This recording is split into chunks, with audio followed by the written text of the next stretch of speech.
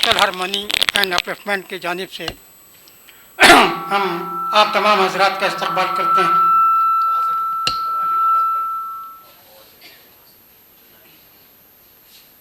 Institute for social harmony and upliftment 2019 से लगातार 6 मार्च को वर्ल्ड मेडिसिन डे प्रोग्राम का एहतमाम करा रही है।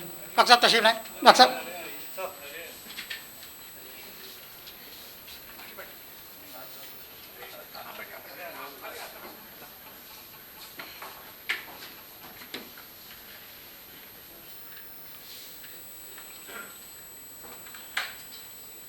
वर्ल्ड मेडिसिन डे का ये प्रोग्राम हकीम इब्न सीना साहब की किताब अल कानून फिल तिब की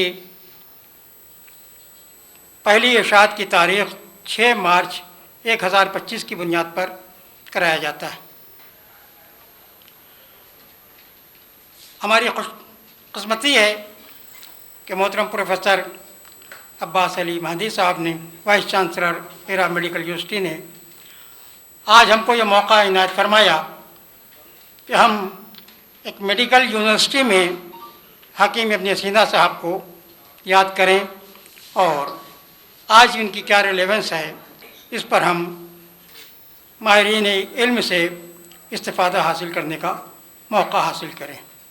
हम बहुत मशकूर हैं मोहतरम जनाब प्रोफेसर अब्बास अली महदी साहब का कि आपकी ये इनायत और हमारे साथ ताउन ये वाकई आपके इल्म दोस्ती का एक सबूत है। किसी भी मेडिकल इंस्टीट्यूट में मेडिकल हिस्ट्री के हवाले से प्रोग्राम का होना ये भी एक इंतहाई ज़रूरी बात है। और CME मेडिकल फील्ड एक ऐसा फील्ड है जिसमें मुस्तकिल CME का एहतमाम कराया जाता है।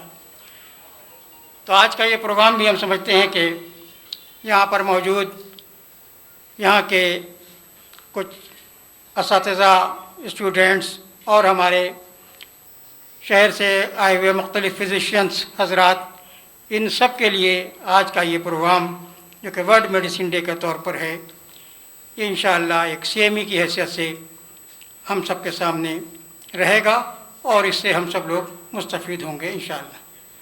प्रोग्राम का बाकायदा आगाज़ करने के लिए, इफ्तिताह के लिए हम मोहतरम मौलाना खालिद रशीद साहब सरप्रस्त इशू से गुजारिश करते हैं कि आप तशरीफ़ लाएँ और इफ्तिताही ख़िताब से आज के प्रोग्राम का आगाज़ फरमाएँ। मोहतरम जनाब मौलाना खालिद रशीद साहब फरंगी मेली।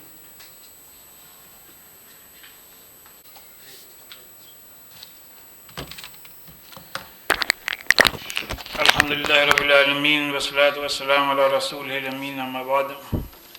Institute for social harmony and upliftment की जानिब से आज वर्ल्ड मेडिसिन डे के मौके पर तशरीफ़ फरमा तमाम मुअज़्ज़ज़ ख़वातीन व हज़रात, हम लोग नहायत ही ममनून व मशकूर और शुक्रगुज़ार हैं अपने प्रोफेसर अब्बास अली महदी साहब के और डॉक्टर फरजाना साहिबा के कि जिन्होंने कि इस प्रोग्राम को इस अज़ीमुशान यूनिवर्सिटी में करने की परमिशन और इजाज़त इनायत फरमाई।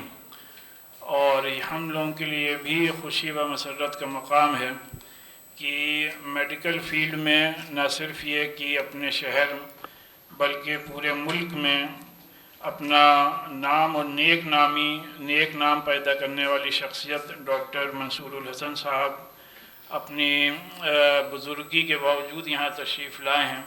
हम लोग उनके भी ममनून और मशकूर हैं। और इस इशू के सदर जनाब डॉक्टर अनीस अंसारी साहब और दीगर हजरात का हम लोग इस्तकबाल करते हैं। हमारे जनाब मोहम्मद खालिद साहब पिछले कई सालों से इस बात की कोशिश कर रहे हैं कि किस तरीक़े से इब्न सीना की जो ख़िदमात हैं उससे लोगों को वाकिफ़ कराया जाए और किस तरीक़े से आज के दिन को यानी 6 मार्च को वर्ल्ड मेडिसिन डे के तौर पर हम लोग इंटरनेशनल लेवल पर इसको रिकग्नाइज़ कराएं।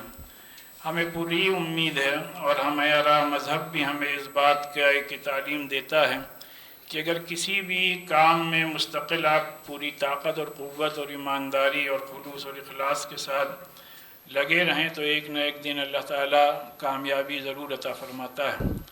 और इस मुबारक महीने में अल्लाह ताला से दुआ है कि अल्लाह ताला इशू के ज़रिए से जितने भी प्रोग्राम्स चलाए जा रहे हैं, चाहे तालीमी हों या सोशल लेवल पर सोशल कॉज के लिए जो काम खिदमत खल्क़ के जज्बे से किए जा रहे हैं, या जो गवर्नमेंट लेवल पर जो गवर्नमेंट की स्कीमें हैं उससे जिस तरीके से जो under privilege section of the society है उसको जो फ़ायदा पहुंचाने की कोशिश की जा रही है, उसमें इन हज़रात को हर तरीक़े की अल्लाह ताला मदद फरमाए।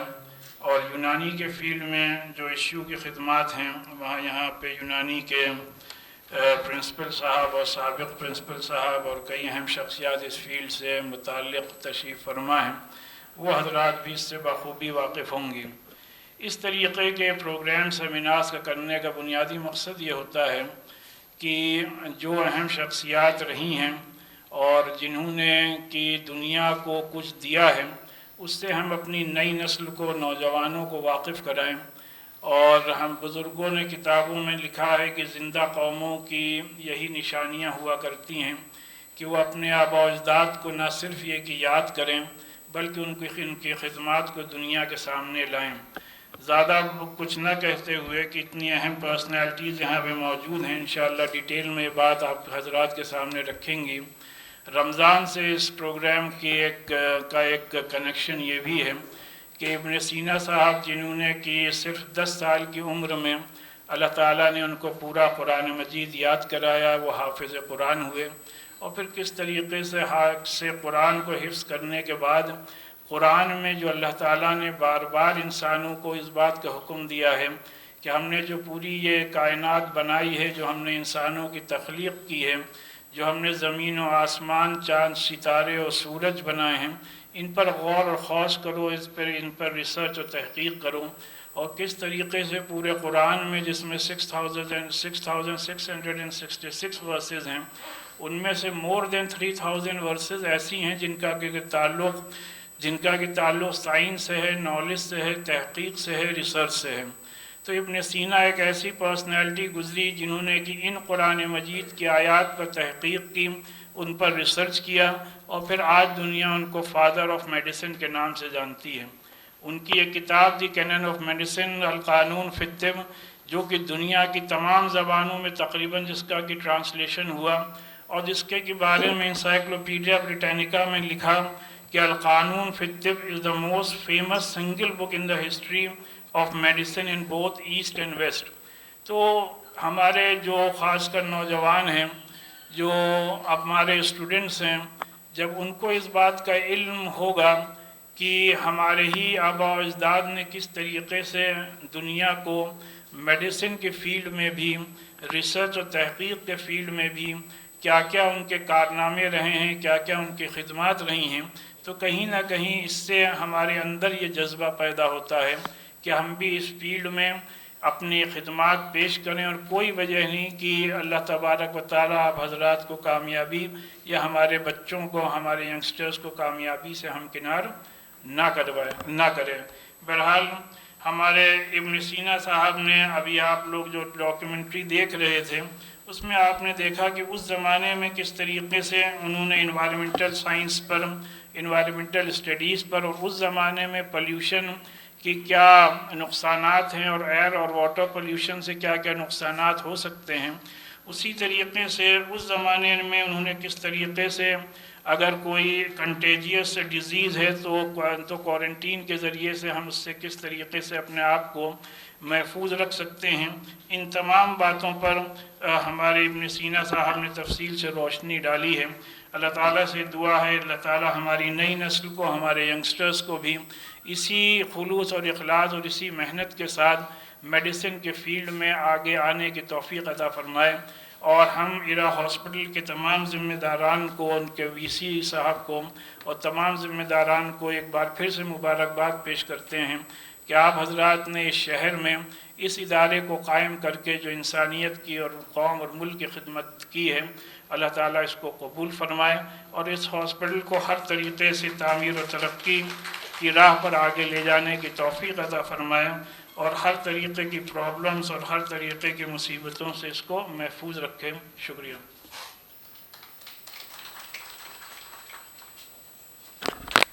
रशीद साहब, सरप्रस्त इशू।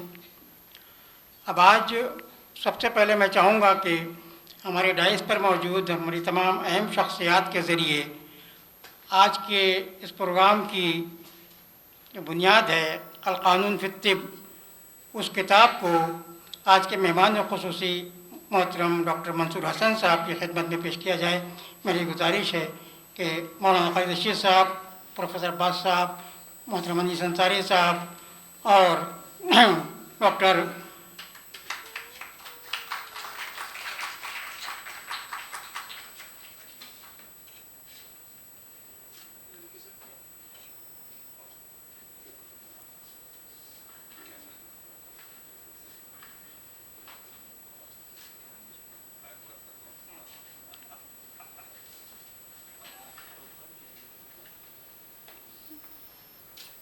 पूरा चैप्टर जो है वो कार्डियोलॉजी पर भी है और इसमें इब्न सीना साहब ने इमराज क़ल्ब के लिए, कार्डियक प्रॉब्लम्स के लिए टोटल तकरीबन 64 दवाएं आइडेंटिफाई की हुई हैं जो कि इस किताब में मौजूद हैं और उनका अपना एक अच्छा रिज़ल्ट है।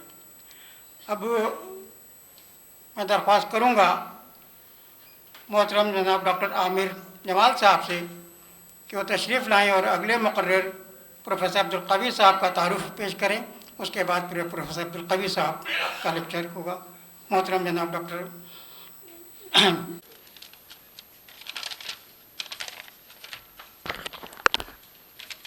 Assalamu alaikum wa rahmatullahi wa barakatuh. Respected dignitaries, esteemed guests and beautiful audience. It gives me immense pleasure to introduce our first speaker, Professor Dr. Abdul Qavi, Principal, State Takmilu Tibbs College. Professor Abdul कवी साहब की शुरुआती तालीम इंदौर में हुई, फिर आपने BUMS Darbhanga Bihar से कंप्लीट किया, फिर आपने NIM बेंगलोर से अपनी MD की डिग्री ली। जब ये तालिब इल्म थे तभी से इनको कुछ न कुछ करने की जुस्तजू थी। तो यूनानी में रेजिमिनल थेरेपी में कपिंग थेरेपी एक हुआ करती थी जिसको सारे यूनानी भूल चुके थे। आप अब्दुल कवी साहब ने 2008 से 10 तक अपनी स्टूडेंट लाइफ में कपिंग थेरेपी और हिजामा को एक नया जामा पहनाया, जिससे कि तमाम अवाम में और डॉक्टरों में इसकी एक बूम सा आया और तमाम लोग हिजामा करने लगे।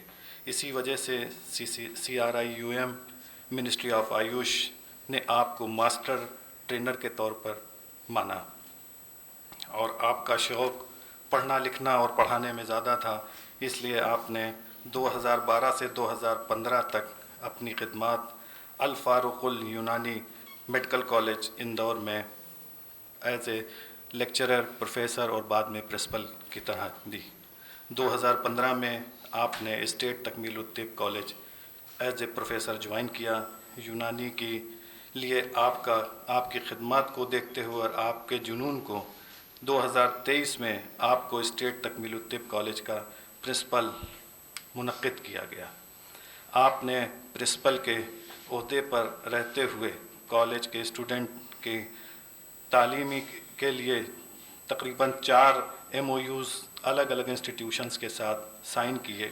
उसमें से एक MOU एरा मेडिकल यूनिवर्सिटी के साथ भी साइन किया।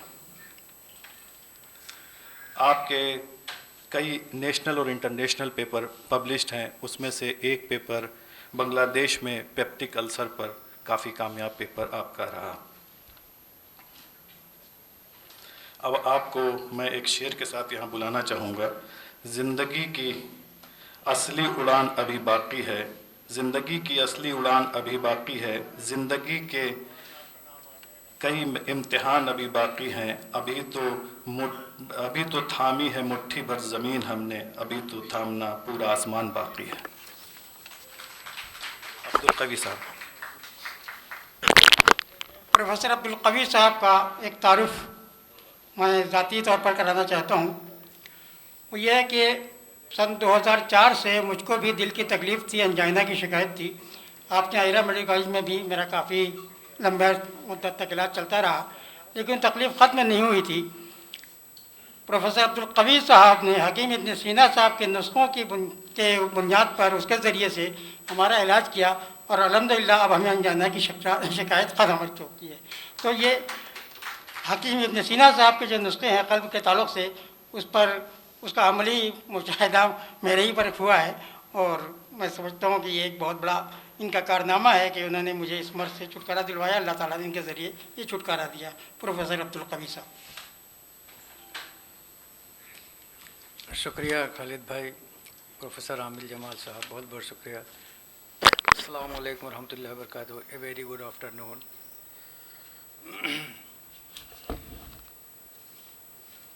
Respected dignitaries on the dais and off the dais and my colleagues.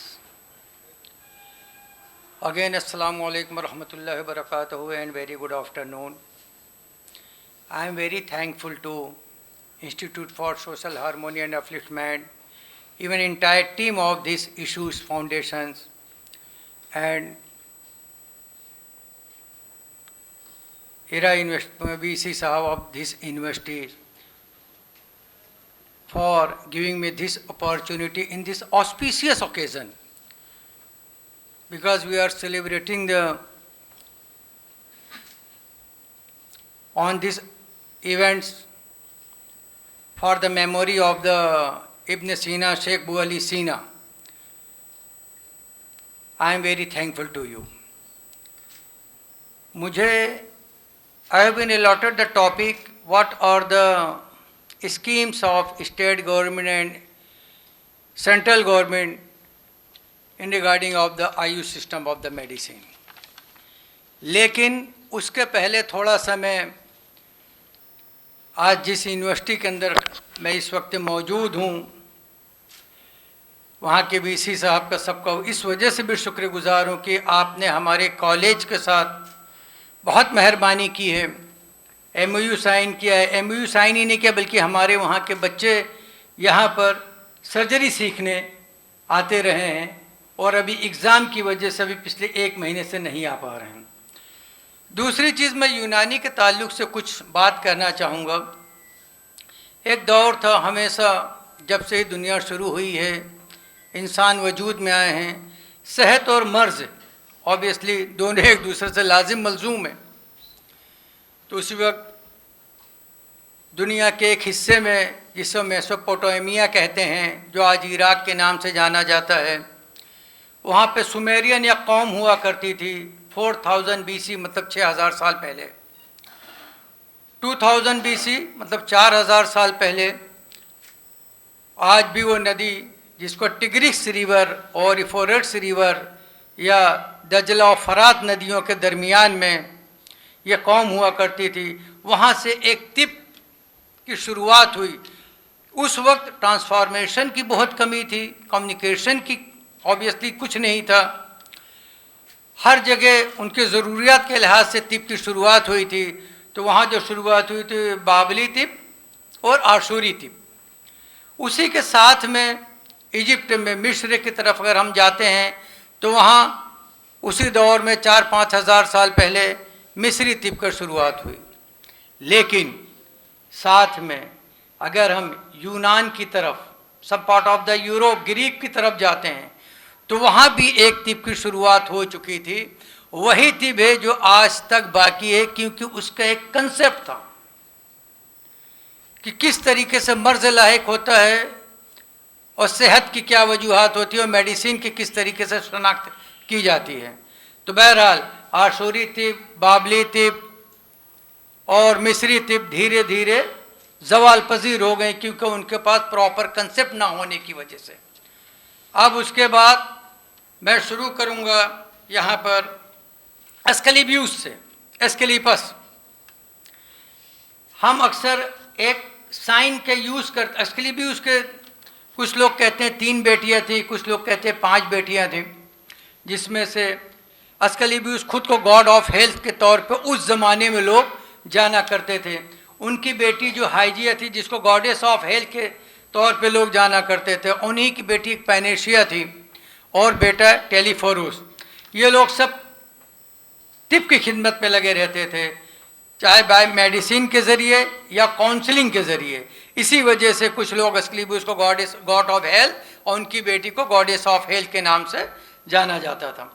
वही एस्क्लेपियस हैं जिन्होंने, अगर आप देखेंगे यहाँ पे कैड्यूसिया जो हम रेड क्रॉस इस्तेमाल करते थे, आज हम एक स्पेसिफिक सिंबल का यूज़ करते हैं।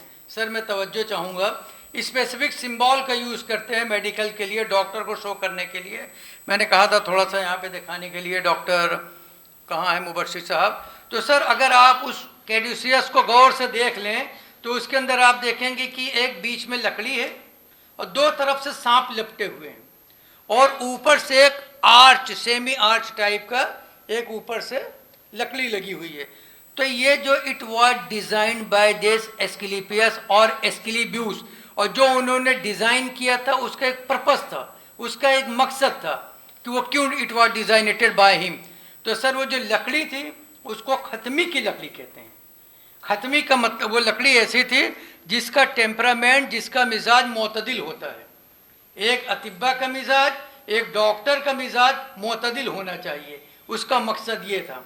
दूसरी तरफ जो उसमें दोनों जानिब से सांप उन्होंने बनाया था, उसका मकसद ये कि सांप दाफे जहर होता है, सांप की उम्र बड़ी तवील होती है, तो बामकसद थी। तीसरी चीज़ ऊपर से वो एक लकड़ी थी जिसको गारान कहते हैं, उस लकड़ी का सेमी आर्च करके उसको बनाया गया था ताकि वो दाफे जहर है, मतलब तबीब जो हो मोतदिल मिजाज हो। तबील का मकसद है मरीज़ की उम्र को बढ़ा, मतलब सेहत उसको लाना, इसे दाफे जहर, ये बामकसद वो कैसिडियस बनाया गया था। और ये किसकी देन है? यही पुरानी मेडिसिन, यही यूनान के जो लोग थे जो एस्क्लेपियस ने दिया। अगर एस्क्लेपियस के हम 16 जनरेशन में जाते हैं तो एक बहुत बड़ी शख्सियत का नाम उभर के आता है जो अब हमसे आयुष से ज़्यादा एलोपैथ के लोग, वेस्टर्न मेडिसिन के लोग जानते हैं, जिसको हम बोक्रात कहते हैं, जिसको हम हिप्पोक्रेट्स कहते हैं। और ये वही हिप्पोक्रेट थे जिन्होंने, एक वो दौर था कि नहीं सिर्फ जो तिब की पढ़ाई होगी, जो हिकमत होगी, महदूद होगी, ख़ानदान के लोगों में होगी, लेकिन हिप्पोक्रेट ने कहा कि नहीं, तिब की पढ़ाई जो होगी ये ख़ानदान से दूसरे लोगों को भी दिया जाएगा, लेकिन उसके कुछ शराइत हैं। इसी वजह से जो बोक्रात मुहादा बोक्रातिया या हिप्पोक्रेटिक ओथ, ये सर बोक्रात ने ये ओथ दिया था, जिसके पॉइंट्स बनाए थे, और उनको किस नाम से जाना जाता है? अबू तिब, फादर ऑफ द मेडिसिन। तो उस वक्त कौन सी मेडिसिन थी ये आप लोग सब जानते हैं। और अगर आप गूगल करें तो गूगल के अंदर आता father of the western medicine, मतलब जो बोक्रात ने, जो हिप्पोक्रेट ने जो कंसेप्ट दिए, खल्त, सफरा, सौदा, खून, बलगम, जो चीज़ उन्होंने उस कंसेप्ट को आगे बढ़ाया, यही वजह है कि बाबली तिब, आशूरी तिब, मिस्री तिब धीरे धीरे ख़त्म होती चली गई, लेकिन यूनानी तिब जो बोक्रात ने उसको और बढ़ाया वो आज भी बरकरार है, और पूरे उसी के ज़रिए से वेस्टर्न मेडिसिन और एडवांसमेंट होता चला गया। इसके बाद सर बोक्रात के बाद अगर हम देखते हैं थोड़ा सा यूनानी अतिब्बाओं के ताल्लुक से हम देखें कि ये यूनानी अतिब्बा कौन थे, इन्होंने क्या क्या किया है। हम आगे थोड़ा सा आते हैं तो बोक्रात को जैसे हम हिप्पोक्रेटिक ओथ लेते हैं, अब तो बहरा चरक ओथ आ गया है। तो हिप्पोक्रेट 460 BC, मतलब करीब 2400-2500 साल पहले की बात है, और चरक अभी 2100-200 BC की बात है, चरक और धर्मंतरी की। उसके बाद अगर हम देखें सर, एक बहुत अहम शख्सियत के नाम थे ज़करिया राजी। ज़करिया राजी जिनको रेजिस के नाम से जाना जाता है, हॉस्पिटल का कंसेप्ट इन्होंने दिया। किस तरीके से दिया कि हॉस्पिटल कहाँ बनाना चाहिए। पीस ऑफ द फ्लैशेस को उन्होंने मल्टीपल्स एरियाज़ के अंदर रखवा दिए कि जो सबसे बाद में इन्फेक्टेड होगा, इसका मतलब वो जगह सबसे ज़्यादा बेहतर है फॉर हॉस्पिटल इस्टेब्लिशमेंट के लिए। इट मीन्स वहाँ पर इन्फेक्शन कम होता है। दूसरा ज़करिया राजी ने किस चीज़ के बारे में? हसबा व जुदरी, मतलब चिकन पॉक्स और स्मॉल पॉक्स, उसके मुतालिक सेपरेशन बताने का सबसे पहले वो हकीम थे, जिन्होंने इस चीज़ के ताल्लुक से बताया कि चिकन पॉक्स क्या है, स्मॉल पॉक्स क्या है। आज से करीब 1200 साल पहले उन्होंने सर ये बात बताई। एक और सर इब्न नफीस जिन्होंने कौन सा सर्कुलेशन था, पल्मोनरी सर्कुलेशन के बारे में इब्न नफीस ने सबसे पहले सर इसको बताया था, जिसको बाद में 15वीं सेंचुरी में विलियम हार्वे के नाम से जोड़ दिया गया था। लेकिन आज जाके क्लियर हो गया कि इब्न नफीस ने pulmonary systemic circulation, pulmonary circulation के बारे में बताया। वहीं और हम आगे आते हैं तो अबुल कासिम ज़हरावी, जिसको मास्टर ऑफ सर्जरी कहते हैं, नो डाउट आज की डेट में जो एडवांसमेंट हुई है वाकई काबिल तारीफ है। लेकिन ओरिजिन ड्राइड फ्रॉम कहाँ से है, ये सबसे बड़ी चीज़ है। और आज जो एडवांसमेंट सर्जरी के अंदर हुआ है, जो एनेस्थेसिया में हुआ है, उसका कोई सानी नहीं है वर्ल्ड में। हाँ, ट्रीटमेंट के ताल्लुक से थोड़ा सा है। और तो यूनानी मेडिसिन जो है, आज मैं भारत सरकार का बहुत शुक्रगुजार हूँ। अगर हिंदुस्तान के अंदर आयुर्वेद नहीं होता तो शायद यूनानी भी नहीं होता। इसकी वजह क्यों, उस वक्त उस दौर में जब हुक्माओं ने देखा कि एक कंट्री है हिंदुस्तान या भारत, जहाँ पर कुछ तरीके की पैथियाँ चल रही हैं जिससे इलाज मुआलिज का काम लिया जा रहा है, तो उन्होंने अपने लोगों को यहाँ भेजा और यहाँ के लोग फिर वहाँ जाने लगे और जो इनके ट्रीटीज मैन्युस्क्रिप्ट थी उसको डिफरेंट लैंग्वेजेस में इसको ट्रांसलेट कराए, जिसकी वजह से आज ये इतनी ज़्यादा तरक्की पजीर हुई। और यही ईरान के अंदर, तुर्की के अंदर सुन्नत, तुर्की के अंदर ये जानी जाती है तिब्बत सुन्नती के तौर पे ईरान में ये तिब्बत जानी जाती है। बहरहाल आज जिस तरीके से हिंदुस्तान के अंदर ये तिब्बत इतना ज़्यादा तरक्की पजीर हुई है कि आज इसके ऊपर मिनिस्ट्री 2014 के अंदर बनाई गई है। सेंट्रल गवर्नमेंट ने सबसे पहले जो मिनिस्ट्री बनी है 2014 में, और इस स्टेट हमारे इस सूबे के अंदर 2017 के अंदर मिनिस्ट्री बनी है। मिनिस्ट्री बनाने का मकसद क्या था, इसका मतलब एक विज़न था, सरकार के पास एक विज़न था कि इस सिस्टम को हमको किस तरीके से आगे बढ़ाना है, क्योंकि उनको मालूम था कि ये सिस्टम कहाँ से आया है और इसके अंदर कितना ये पोटेंशियल है। तो उसी में उन्होंने आयुष बनाया, आयुर्वेद, यूनानी, होम्योपैथ, सिद्धा, सोया रिक्बा, ये सारी पैथीज हैं। लेकिन जिसके अंदर सर फहरिस्त आयुर्वेदा है, यूनानी है, होम्योपैथ है, सिद्धा, सोया रिक्बा थोड़ा सा महदूद हैं अपने अपने स्टेट के लिहाज से। अब उसके साथ में ही एक नेशनल आयुष मिशन भी बनाया गया था। उस नेशनल आयुष मिशन का कर्तव्य क्या थे, उनका ऑब्जेक्टिव्स क्या था?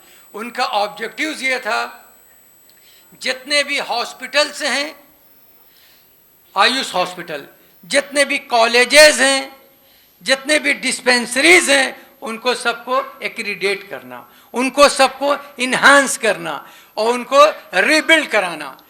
इसी शक्ल में उन और क्या नाम है ये, इन्होंने नेशनल आयुष मिशन के अंडर ही में बहुत सारी स्कीम्स चल रही हैं। और अगर आप जाएं रेगुलर जैसे में आशा के पास, एएनएम के पास, उनको ट्रेनिंग दी जा रही है कि डोर टू डोर जाकर किस तरीके से आपको अवेयरनेस डेवलप करना है, नॉन कम्युनिकेबल डिजीज से किस तरीके से बचा जाए। ये सब आयुष सिस्टम ऑफ मेडिसिन के ज़रिए ये काम कराया जा रहा है। और इसी के अंदर अभी हमारे कॉलेज को भी कल ही 35 lakh rupees sir central state annual plan में हमने भेजा हुआ था लास्ट ईयर, तो सिर्फ लाइब्रेरी के डेवलपमेंट के लिए कल ही 35 लाख रुपीज़ कॉलेज को उन लोगों ने दिया। मतलब उनका लेवल ऑफ वर्क देखो। अभी परसों नर्सों के मीटिंग में उन्होंने एक बात कही, जो मीटिंग चल रही थी, हमारे प्रीवियस डायरेक्टर साहब खुद यहाँ मौजूद हैं, कि आपको कहाँ हॉस्पिटल बनवाना, आयुर्वेद, यूनानी, होम्योपैथ, आप ज़मीन तलाश के दे दें बस। 50 बेडेड आयुष हॉस्पिटल बनाना है, 3 to 5 एकड़ लैंड आप दिलवा दीजिए वहाँ के प्रधान से, ग्राम समाज से या किसी प्रधान, देखिए गवर्नमेंट उस पर फ़ौरन काम शुरू कर देगी। इस तरीके से आयुष की बढ़ावा देने के लिए काम चल रहा है। अब दूसरा इसी के अंदर एक आता है सर आयुर्ज्ञान, जहाँ नेशनल आयुष मिशन है, कॉलेजेस, हॉस्पिटल, चिकित्सालय, डिस्पेंसरीज को डेवलपमेंट करने के लिए। तो एक आयुर्ज्ञान क्या, to increase the, to enhances the knowledge, किस चीज़ की, आपके आयुष सिस्टम की, किस चीज़ की, किस तरीके से, by the research, by the innovations, new innovation. तो central government as well as state government Ayush को बढ़ाने के लिए, आयुष की तरक्की के लिए सब लगे हुए, क्योंकि ये मालूम है कि जो केमिकल ओरिएंटेड कुछ मेडिसिन हैं, जो बहुत सारे इन्वेस्टिगेशन है, आज नहीं तो कल कहीं ना कहीं बॉडी पे हार्म पहुंचाती हैं, क्यों ना उन दवाओं का इस्तेमाल किया जाए जिससे कम से कम नुकसान हो। मैं ये नहीं कहता हूँ कि आयुर्वेद, यूनानी, होम्योपैथ का साइड इफेक्ट नहीं है। जिसका इफेक्ट नहीं होगा, जिसका साइड इफेक्ट या इफेक्ट, साइड इफेक्ट क्या है, whenever you use the more doses it will give the action, लेकिन वो जो एक्शन रहेगा मोर देन एक्शन, वही साइड इफेक्ट है। तो हमारी दवाओं का, सारी दवाओं का, इवन की वाटर इंटॉक्सिसिटी भी होती है। बहरहाल तो आयुर्ज्ञान के अंदर क्या है, रिसर्च कराना, और गवर्नमेंट रिसर्च पे, इनोवेशन सेल पे बहुत ज़्यादा तवज्जो दे रही है। हमारे कॉलेज में इस वक्त 4 उसके ऊपर रिसर्च प्रोजेक्ट चल रहा है, जिसमें एक इरकुन नेसा का मेरा खुद का चल रहा है, और जो हमारे साथी लोग हैं वो जानते हैं कि हम लोग मतलब बड़ी बड़ी डिग्निटरी से लेकर सभी लोग वहाँ पर अपॉइंटमेंट लेकर आते हैं। क्यों, कहीं ना कहीं अल्लाह शिफा देता है। एक इसी के अंदर और अगर मैं जोड़ूँ, आयुष स्वास्थ्य, पब्लिक हेल्थ केयर, किस तरीके से आपने आशा को, एनएम को डोर टू डोर भेजा है, क्या भाई देख लीजिएगा ब्लड प्रेशर ना बढ़ने पाए, क्या करना है, हफ्ते 10 दिन में से पीएचसी पे आ जाइए, प्राइमरी हेल्थ सेंटर पे या कम्युनिटी हेल्थ में, कि आप महीने में कम से कम या 2 महीने में एक बार तो ब्लड प्रेशर चेक करा लें। अगर कोई 50 साल 40 साल के ऊपर है तो पीएसए प्रोस्टेटिक स्पेसिफिक एंटीजन, जिसको हम लोग भूल के चुके हैं। ये हमारी ड्यूटी है कि हम जो भी मेल 40-50 ईयर्स के ऊपर हों, भाई कम से कम 6 महीने नहीं तो साल भर में एक बार पीएसए की जाँच ज़रूर करा लें। ये है। तो इस तरीके से मैं बहुत ज़्यादा, किसी का फ़ायदा हुआ हो या ना हो, लेकिन हमारे आयुष का सरकार की वजह से बहुत फ़ायदा हुआ। कहाँ बजट नहीं मिलता था, आज आयुष गवर्नमेंट बजट देने को तैयार है। कितना बजट चाहिए, लेकिन आप वर्क कीजिए। तो इनोवेशन सेंटर के लिए दे रहे हैं, रिसर्च के लिए दे रहे हैं, हेल्थ केयर सिस्टम के लिए बजट दिया जा रहा है। बहरहाल ये सब नेशनल आयुष मिशन के अंडर, स्टेट एनुअल प्लान के अंतर्गत ये सब आ रहा है। और यही बस, मुझे बहुत कम टाइम दिया गया था, 15 मिनट का। इन्हीं सब के साथ मैं आप सब लोगों का बहुत बहुत शुक्रिया गुजार हूँ। बहुत बहुत शुक्रिया मुझे यहाँ पे दावत देने, इनवाइट करने के लिए, एक मौका देने के लिए। अस्सलामु अलैकुम रहमतुल्लाहि व बरकातुहू। Thank you. बहुत बहुत शुक्रिया प्रोफेसर अब्दुल कवी साहब। रमज़ान का महीना चल रहा है, तो हम सब लोग कहीं न कहीं उसके दबाव में आते हैं। हम अब तमाम हज़रात से माफ़ी चाहते हैं। सबसे पहले हम अपनी मेहमान CRI central research institute of Unani medicine Lucknow के डिप्टी डायरेक्टर इंचार्ज डॉक्टर नजम सहर साहिबा से गुजारिश करते हैं कि आप स्टेज पर तशरीफ़ ले आएँ। डॉक्टर नजम सहर साहिबा।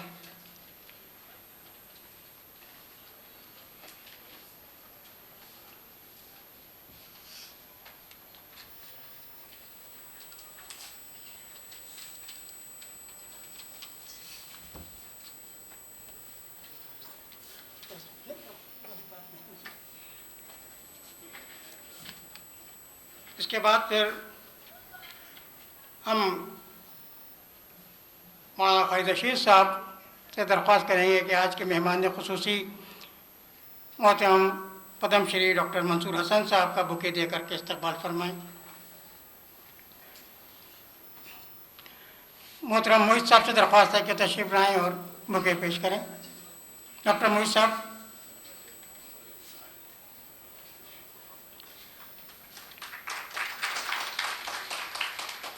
डॉक्टर आफ्ताब हाशमी साहब से दरख्वास्त है कि मोहतरम मौलाना खालिद रशीद साहब की खिदमत में बुके पेश करें। जी, मौलाना को बुके पेश करें। मोहतरम मोहिद अहमद साहब से दरख्वास्त है डॉक्टर अनीस अंसारी साहब की खिदमत में बुके पेश करें।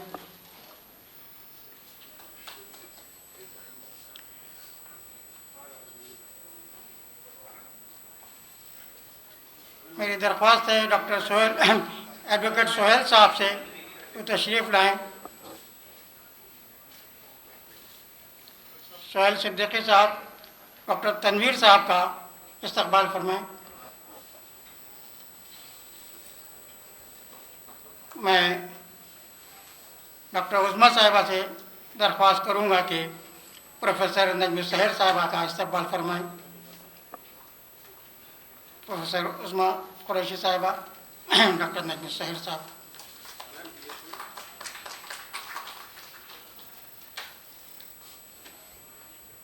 मैं एक बार फिर आप तमाम हज़रात से इस गलती की कोताही की माफ़ी चाहता हूँ और अगले मुकर्रर का तारुफ कराने के लिए मोहतरम डॉक्टर मोहित अहमद साहब से गुजारिश करता हूँ कि वो तशरीफ़ लाएँ और अगले मुकर्रर का तारुफ पेश करें। अस्सलाम वालेकुम रहमतुल्लाह।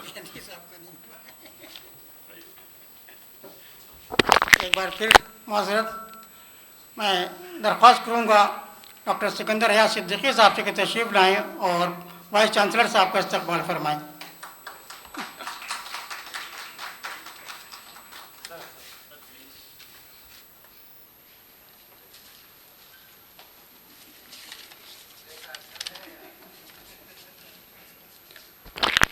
अस्सलाम वालेकुम। मुझे जिस शख्सियत का इंट्रोडक्शन कराने के लिए मुझे यहाँ पे हुक्म दिया गया है वो ऐसी शख्सियत है, आप सभी बखूबी वाकिफ़ हैं और मैं समझता हूँ कि सूरज को चिराग दिखाने जैसा है, लेकिन ये एक ज़ाब्ता है, वक्त की ज़रूरत है कि एक ब्रीफ इंट्रोडक्शन मेरी मुराद प्रोफेसर अब्बास अली मेहदी साहब से। जैसा कि आप एक अच्छे एकेडमिशियन, अच्छे एडमिनिस्ट्रेटर के साथ साथ एक अच्छे सोशल एक्टिविस्ट, और आप कहीं भी किसी तरह का कोई इस तरह का प्रोग्राम अगर शहर में होता है तो जो आपकी मौजूदगी और आपकी सरपरस्ती हमेशा वो मिलती है। तो मैं एक ब्रीफ इंट्रोडक्शन आपकी एकेडमिक और आपके एडमिनिस्ट्रेटिव जो आपकी वो रही हैं, अचीवमेंट्स रहे हैं, उसके बारे में मैं आपका वक्त लेना चाहूँगा।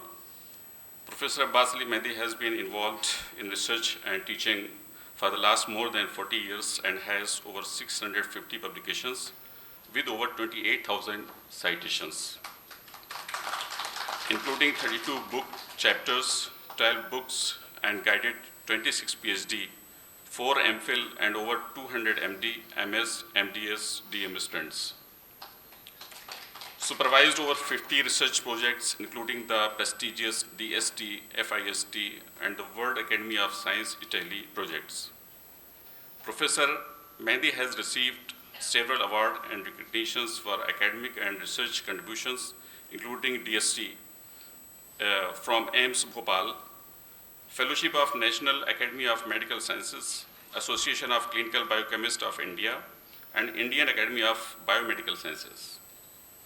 Professor Mehdi has delivered over 200 invited talks at various international national institutions, conferences.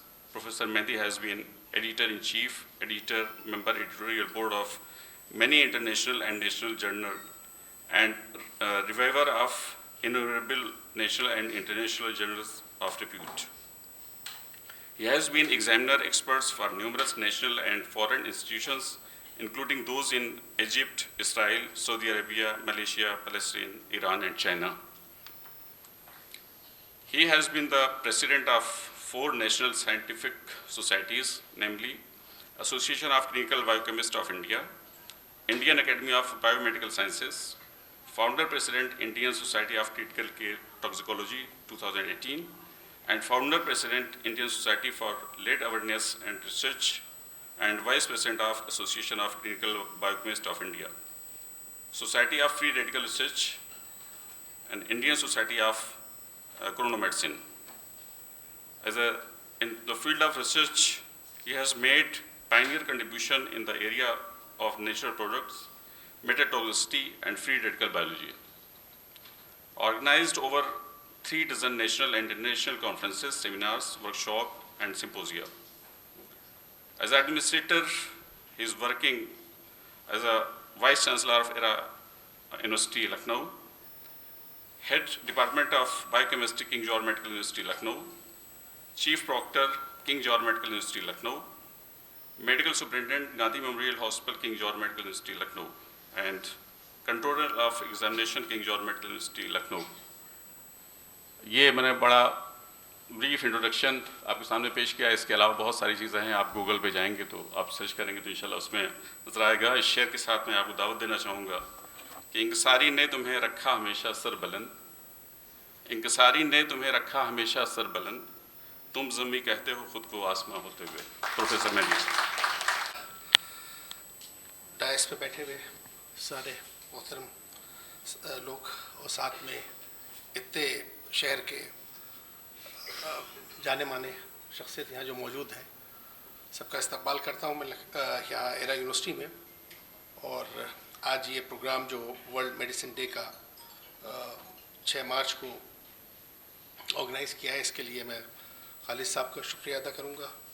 और खुशी हो रही है कि इस तरह का प्रोग्राम यहाँ पे ऑर्गेनाइज़ हुआ है जिसमें बच्चे भी कुछ पार्टिसिपेट कर रहे हैं और उनको थोड़ा सा जानकारी मिलेगी। मुझे जो टॉपिक दिया है वो बेसिकली कैसे मॉडर्न मेडिसिन में आयुष को यूज़ किया जा सकता है, इसके ऊपर बोलने के लिए। तो बहुत ज़्यादा तो नहीं मैं बोलूँगा, बट ये ज़रूर कहूँगा कि बहुत ज़रूरत है, हैंडशेक की हर वक्त ज़रूरत रहती है, हर फील्ड में ज़रूरत रहती है। मगर ये कि बेसिकली क्या है कि मॉडर्न मेडिसिन में इन जनरल बहुत तरक्की की है, बहुत चेंजेस लाए हैं। बहुत सर्जरी में तो जैसे भी बताया कि एनेस्थीसिया में और सर्जरी में जो ट्रीटमेंट्स हैं वो और तरह से पॉसिबल नहीं थे, इसमें कोई दो राय नहीं है। मगर उसके अलावा जो है वो मॉडर्न मेडिसिन में ट्रीटमेंट एज सच नहीं है, मैनेजमेंट है खाली, कि डिजीज़ को आप मैनेज कर लिए, प्रॉपर ट्रीट नहीं कर सकते आप।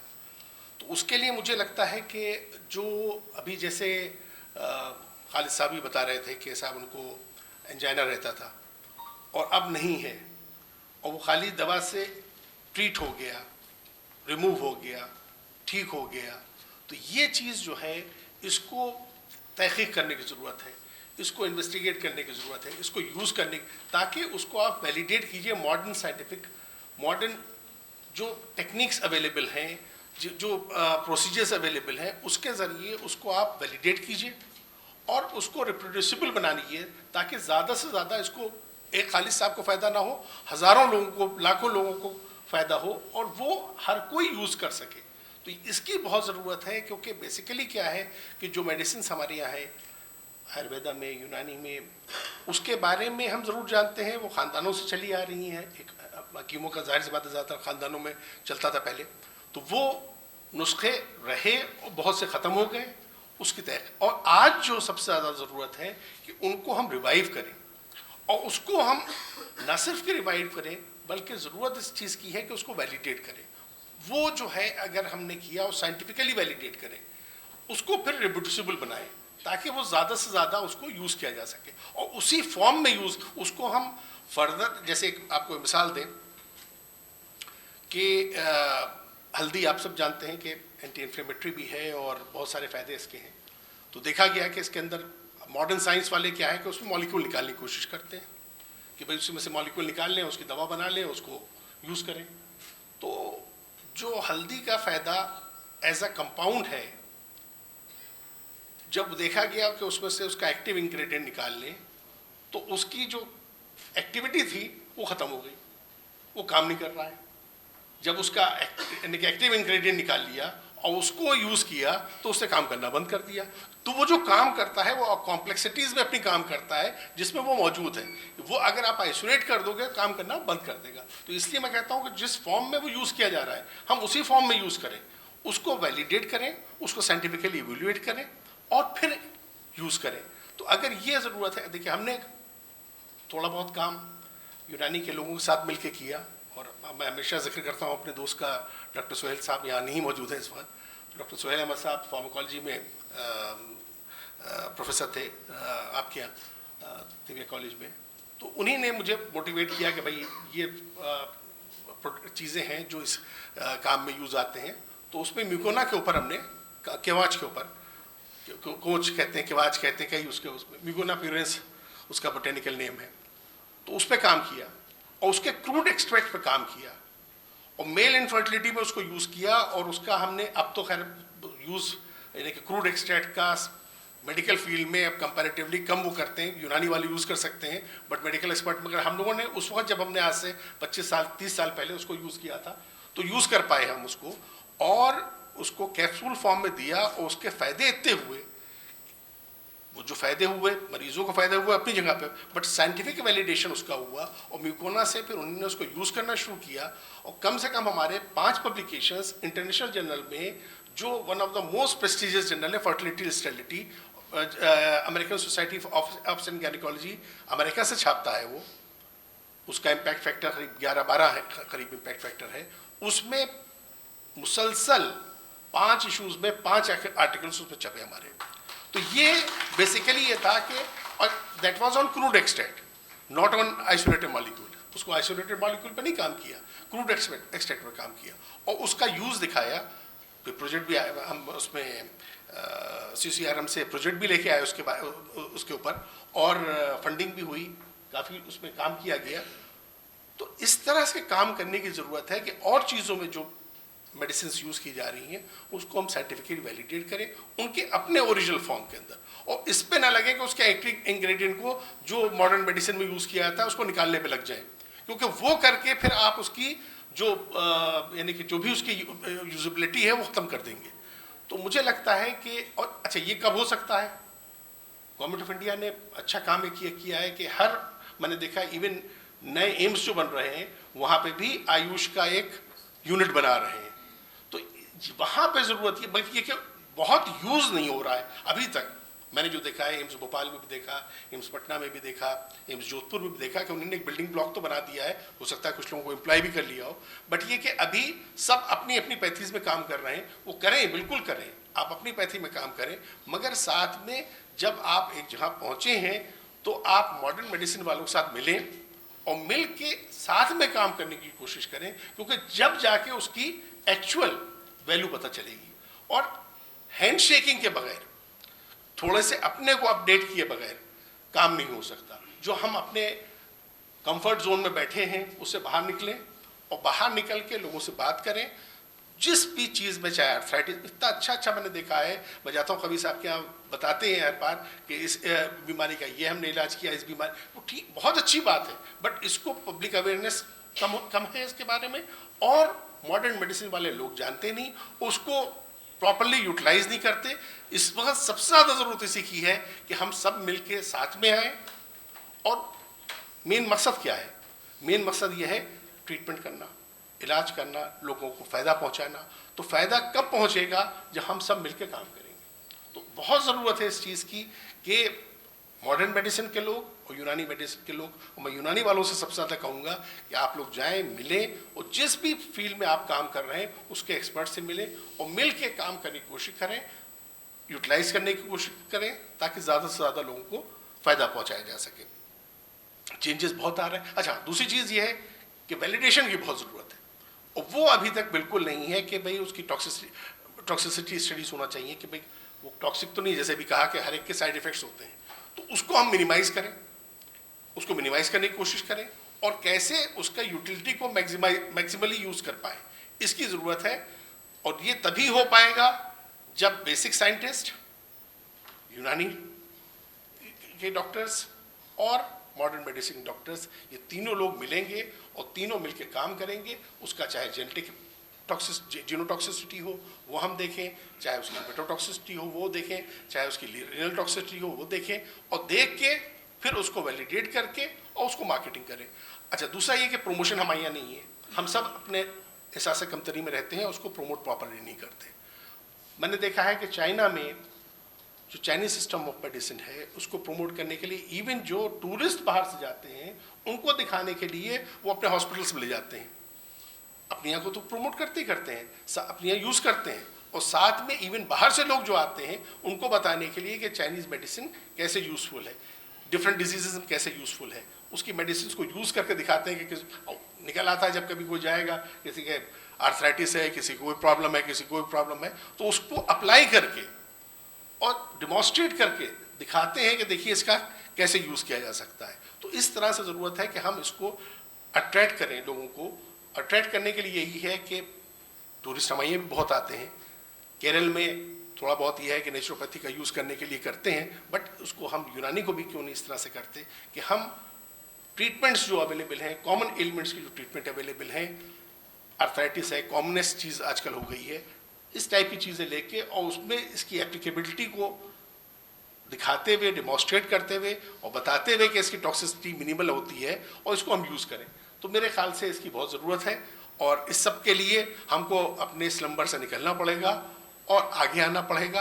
अपने को खुद प्रमोट करने की ज़रूरत है। जब तक हम खुद नहीं करेंगे तो कोई दूसरा उसके लिए नहीं आएगा।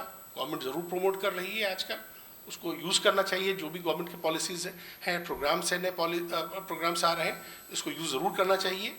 हैंड शेकिंग का, जैसे मैंने कहा कि आयुष के डिपार्टमेंट्स मेडिकल इंस्टीट्यूशन पे खोले जा रहे हैं, तो उसको ज़्यादा से ज़्यादा और बढ़ावा दिया जाए और हम सब मिलके अगर काम करेंगे तो ज़रूर रिकग्निशन मिलेगा। तो मेरा मैसेज बस यही है कि हैंड शेक करें। जैसे अभी ज़रूरत थी, कवि साहब आए, उन्होंने कहा हमसे कि हमारे यहाँ जो सर्जरी के बच्चे हैं उनको एक्सपोजर नहीं मिलता है। तो हमने कहा नहीं, बिल्कुल आए, देखें, समझें, सीखें, इसके बगैर कैसे काम चलेगा। तो यही चीज़ ज़रूरत है कि उसका उल्टा भी होना चाहिए कि हमारे बच्चे यहाँ से जाएं जो ऑर्थोपेडिक्स में अगर कर रहे हैं तो आपके यहाँ जाके विजिट करके देखें कि कैसे वहाँ ट्रीटमेंट कर रहे हैं और उसको फिर कम से कम मिल के दोनों लोग काम करके मरीजों का इलाज करने में यूज़ करें। तो इसकी मेरे ख्याल से ज़रूरत है और बहुत बहुत मुबारकबाद खालिद साहब को मैं दूंगा, इशू को दूंगा कि उन्होंने इस प्रोग्राम को ऑर्गेनाइज़ किया। हर साल ऑर्गेनाइज़ करते हैं और बहुत प्यार से, मोहब्बत से। और हज़रत मौलाना खालिद रशीद साहब का मैं शुक्रगुजार हूँ कि उनकी सरपरस्ती में और डॉक्टर अनीस अंसारी साहब के प्रेसिडेंटशिप में इसका प्रोग्राम का ऑर्गेनाइज़ किया। और हम सब लोग यहाँ पे बहुत खुश नसीब हैं कि प्रोफेसर मंसूर हसन साहब तशरीफ़ रखते हैं, उनको सुनने का भी मौका मिलेगा। तो मैं ज़्यादा वक्त न लेते हुए आप सबका शुक्रिया अदा करूँगा एक बार फिर से और वेलकम करूँगा ईरा यूनिवर्सिटी में। हमारी यूनिवर्सिटी नई है, भी बहुत ही इन्फेंसी में भी है, अभी 8 साल भी नहीं हुए हैं इसको इस्टेब्लिश हुए हुए। मेडिकल कॉलेज हमारा ज़रूर पुराना है और वेल रिकगनाइज्ड है। आज मैं हमेशा रिपीट करता हूँ इस बात को कि करीब 850 मेडिकल इंस्टीट्यूशन हिंदुस्तान में इस वक्त हैं और उसमें से हमारा इंस्टीट्यूशन जो है लेस देन 25 ईयर्स ओल्ड है, मगर टॉप 30 इंस्टीट्यूशंस में हमारा नाम आने लगा है। तो ये है कि इसलिए है क्योंकि सब एज अ टीम वर्क काम करते हैं, चाहे हमारे स्टूडेंट्स हों, चाहे हमारे असातिज़ा हों, वो सब का कंट्रीब्यूशन है जिसकी वजह से कि आज हम लोगों को रिकग्निशन मिलता है। और हमारा नर्सिंग कॉलेज यानी कि अच्छे फॉर्म में निकल के आ रहा है और स्टेट गवर्नमेंट ने अभी असेसमेंट किया था यूपी में, पूरे यूपी में 644 एग्जैक्टली नर्सिंग कॉलेजेस हैं, उसमें से टॉप 15 उन्हें निकाले थे जो उन्होंने क्वालिटी काउंसिल ऑफ इंडिया के थ्रू असेसमेंट करवाया। उसमें टॉप 15 में हमारा नर्सिंग कॉलेज आता है और पैरामेडिकल कॉलेज भी हमारा टॉप 15 में आता है। 400 पैरामेडिकल कॉलेजेस हैं, तो इसलिए थोड़ा बहुत काम करने की कोशिश करते हैं। टीचिंग हो, चाहे उसमें इनोवेशंस उसके अंदर हो, रिसर्च हो, उसमें कंट्रीब्यूट करने के लिए। और कोशिश यही करते हैं कि ना सिर्फ के अच्छे डॉक्टर्स, अच्छे नर्सेज, अच्छे फार्मासिस्ट बनाएं, बल्कि एक अच्छे इंसान बनाएं जो सोसाइटी में जाके अच्छा काम करें। बहुत बहुत शुक्रिया। बहुत बहुत शुक्रिया मोहतरम प्रोफेसर अब्बास अली मेहंदी साहब। आपका हौसला अफजा लेक्चर यकीनन हम सब लोगों के लिए एक अच्छी रहनुमाई का ज़रिया बना है। अल्लाह ताला आपकी सलाहियतों से और ज़्यादा फ़ायदा उठाने की कोशिश करें। अब हमारे अगले मुकर्रिर मोहम्मद तनवीर आलम साहब, आप पटना से तशरीफ़ लाए हैं। गवर्नमेंट तिब्बी यूनानी कॉलेज एंड हॉस्पिटल में हैं। आप एसोसिएट प्रोफेसर की खिदमत अंजाम दे रहे हैं। बहुत कम उम्र में ही आपने तिब्बी दुनिया में अपना एक मुकाम पैदा किया है। आप 5 किताबों के मुसन्निफ़ हैं। आपके अब तक 89 पेपर्स नेशनल और इंटरनेशनल मैगज़ीन्स वगैरह में पब्लिश हो चुके हैं, जो अपने आप में एक रिकॉर्ड है। आपने मुल्क के मुख्तलिफ़ इलाक़ों में यूनानी के बेहतरीन वर्कशॉप और इलाज बित्तदबीर के कैंप लगवाए हैं, जिसमें कि आपको ख़ास शोहरत और मकाम हासिल है। आपने अपनी तिब्बी तालीम का आगाज़ अजमल ख़ान तिब्बिया कॉलेज अलीगढ़ मुस्लिम यूनिवर्सिटी से किया। वहाँ से BUMS करने के बाद national institute of Unani medicine Bangalore से आपने MD किया और उसके बाद फिर आप अमली ज़िंदगी में हम सब के दरमियान मौजूद हैं। आप तकरीबन 24 मुख्तलिफ़ स्टेट और सेंटर के इदारे हैं यूनानी से मुताल्लिक़, जिसमें आप अपनी खिदमत अंजाम दे रहे हैं। मुख्तलिफ़ शोबों में आप सुपरवाइज़र की हैसियत रखते हैं। मुल्क में आपकी निगरानी में इस वक्त 20 स्कॉलर हैं जो यूनानी की मुख्तलिफ़ फील्ड में रिसर्च का काम अंजाम दे रहे हैं।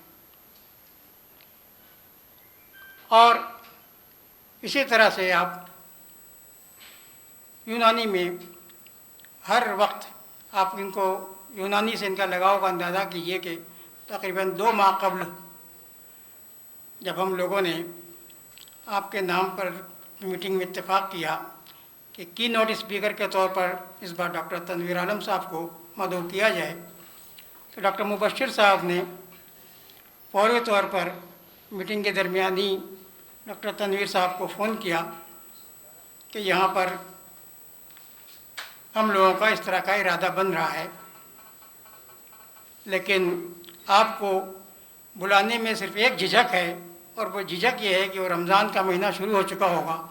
रमज़ान में पटना से यहाँ का सफ़र करना, तो आपने कहा कि अगर बात यूनानी की है तो मेरे लिए कोई रुकावट नहीं, रमज़ान है उसके बावजूद मैं हाज़िर हूँ, आप कहें तो मैं आ जाऊँगा। तो ये लगाओ और ये तड़प आपकी, इसने ही आपको यूनानी में एक नया मुकाम दिया है। मैं बहुत ही एहतराम के साथ डॉक्टर तनवीर आलम साहब को दावत देता हूँ कि तशरीफ़ लाएँ और अपना की नोट स्पीकर पेश करें। मोहतरम जनाब डॉक्टर तनवीर आलम साहब, एसोसिएट प्रोफेसर।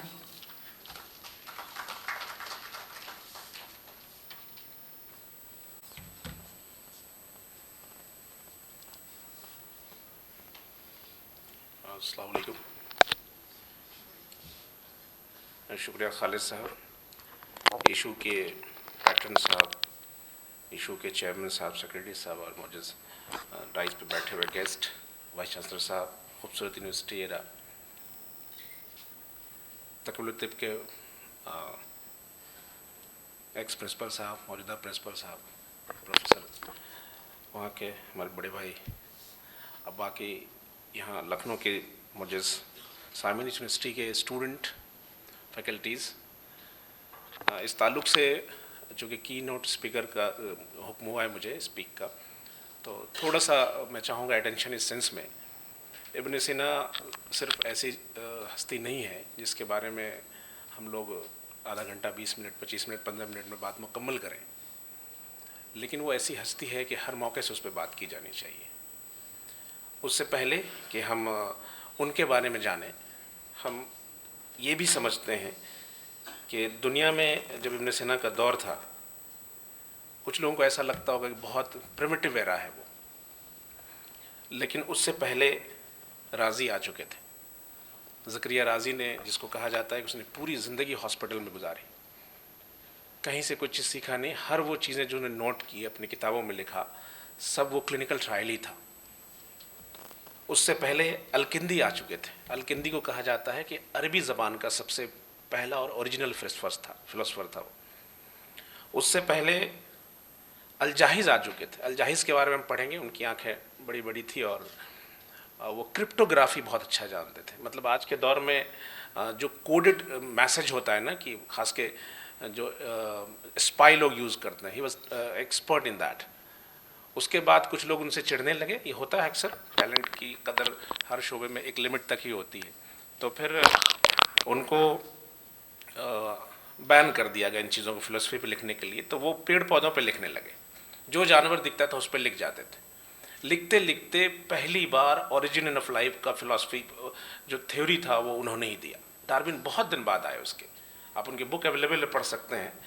और मज़ाहिया के बारे में पढ़ें तो पहली अरबी ज़बान की जो कॉमिक्स थी वो उन्होंने लिखा। सिर्फ उन्होंने लिखा है कंजूस के बारे में, तो पढ़ पढ़ के आप हंस जाएंगे कितना उन्होंने डिटेल में लिखा है। तो इस तरह के लोग उस दौर में थे।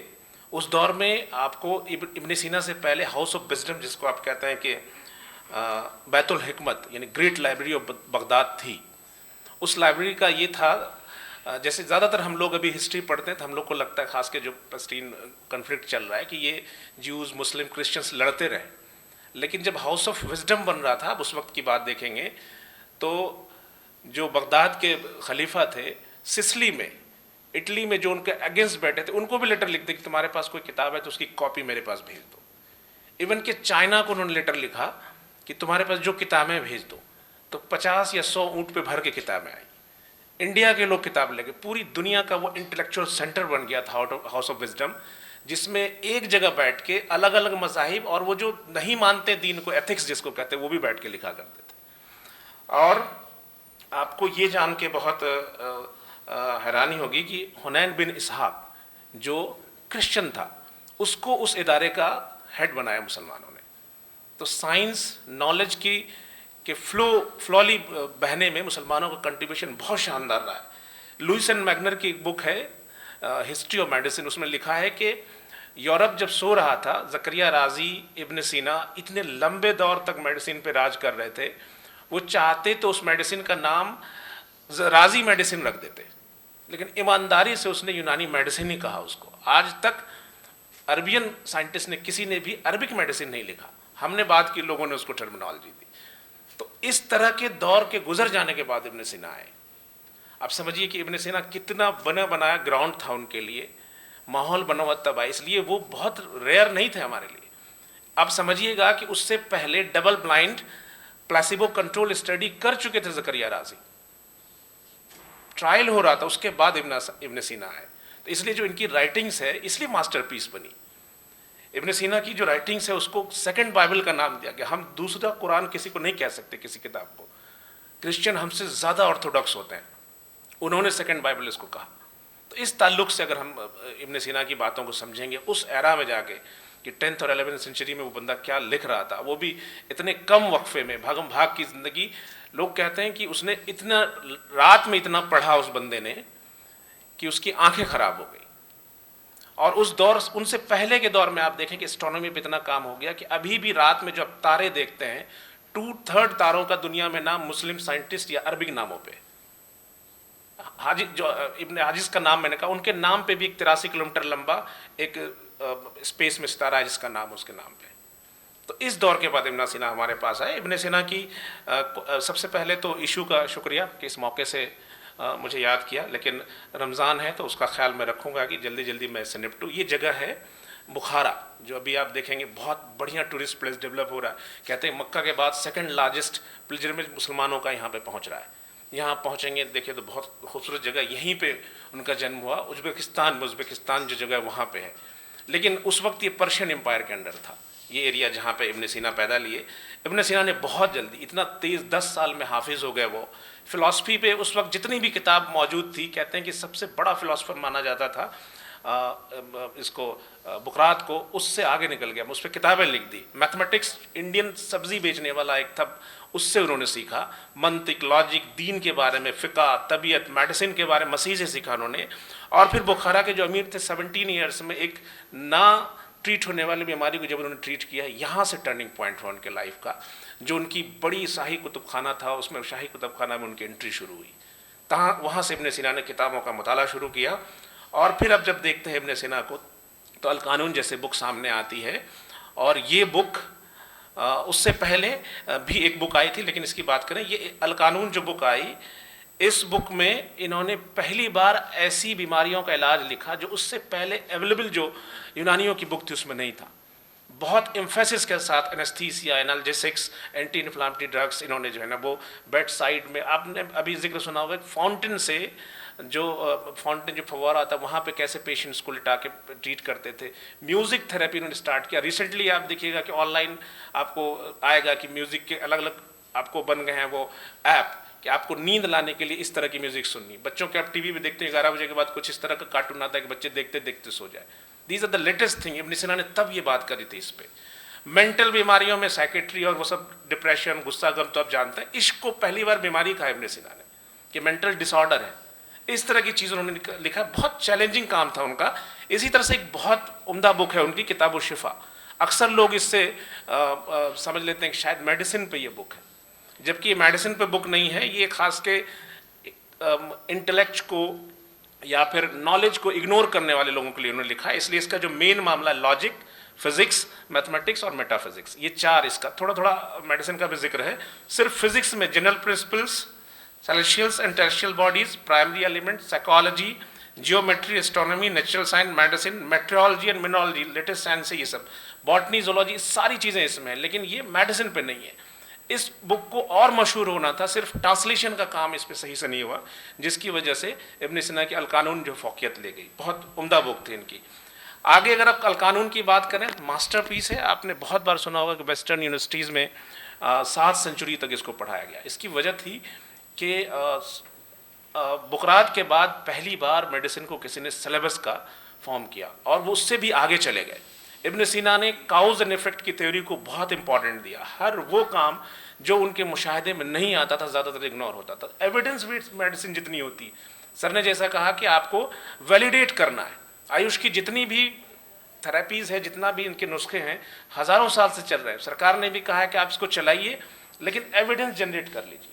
मतलब कुछ पेशेंट्स पे, कुछ सैंपल साइज पे उसको कर करके जल्दी जल्दी आपने, चूँकि दुनिया एविडेंस देखती है। ओपीडी में जो पेशेंट डॉक्टर देखता है, आप दवा लेके जाएंगे तो पूछेंगे कितने पे ट्रायल हुआ है। वो आपको नहीं बिलीफ उसके अंदर होगा कि इब्न सीना ने 1000 पहले इसको लिखा था।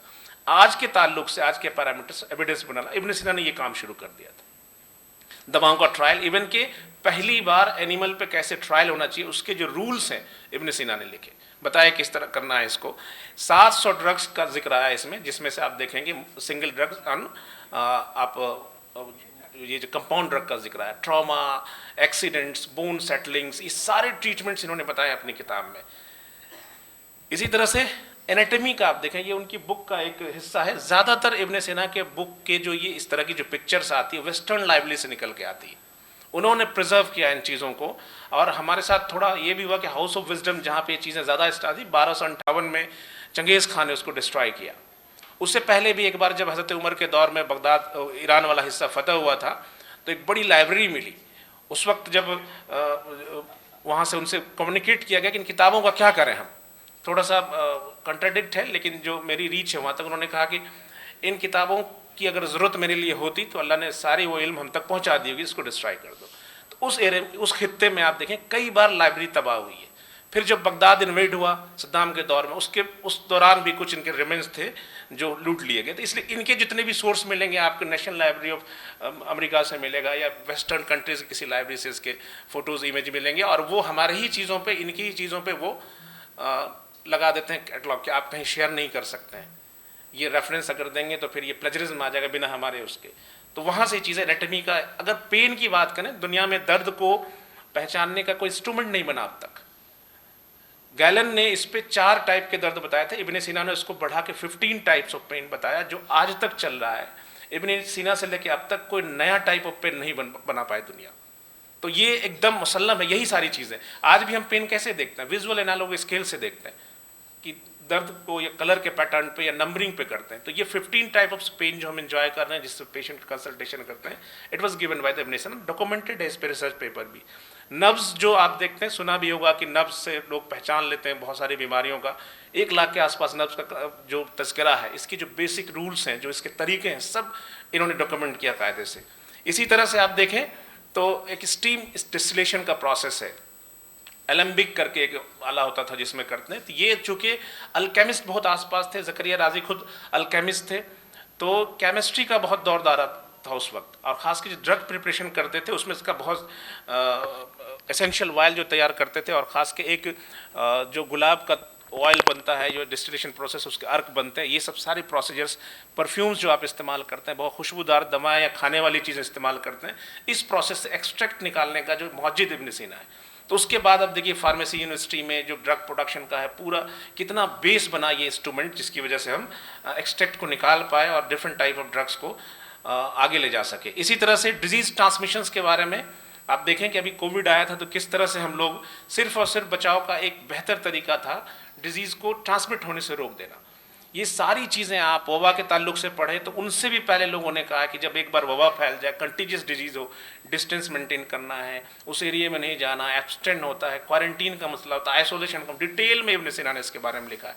इसलिए कि जुदरी और हस्बा चिकन पॉक्स और मीजल्स के बारे में, स्मॉल पॉक्स और मीजल्स के बारे में पहले ही राजी ने लिख दिया था। उसके बाद उस पर बेस बना के इब्न सीना ने बहुत सारी बातें कॉन्टेजियन डिजीज के बारे में बात की। पहली चीज़ जो हमें कहीं मिलती है वो इसलिए वहीं से मिलती है, इसलिए जो मॉडर्न एपिडेमियोलॉजी हम पढ़ते हैं वो पूरा वही पैटर्न है। टाइम, प्लेस और पर्सन में जो चीज़ों का डिस्ट्रीब्यूशन होता है डिजीज़ का, वो इब्न सीना के बेस पे ही बना हुआ है।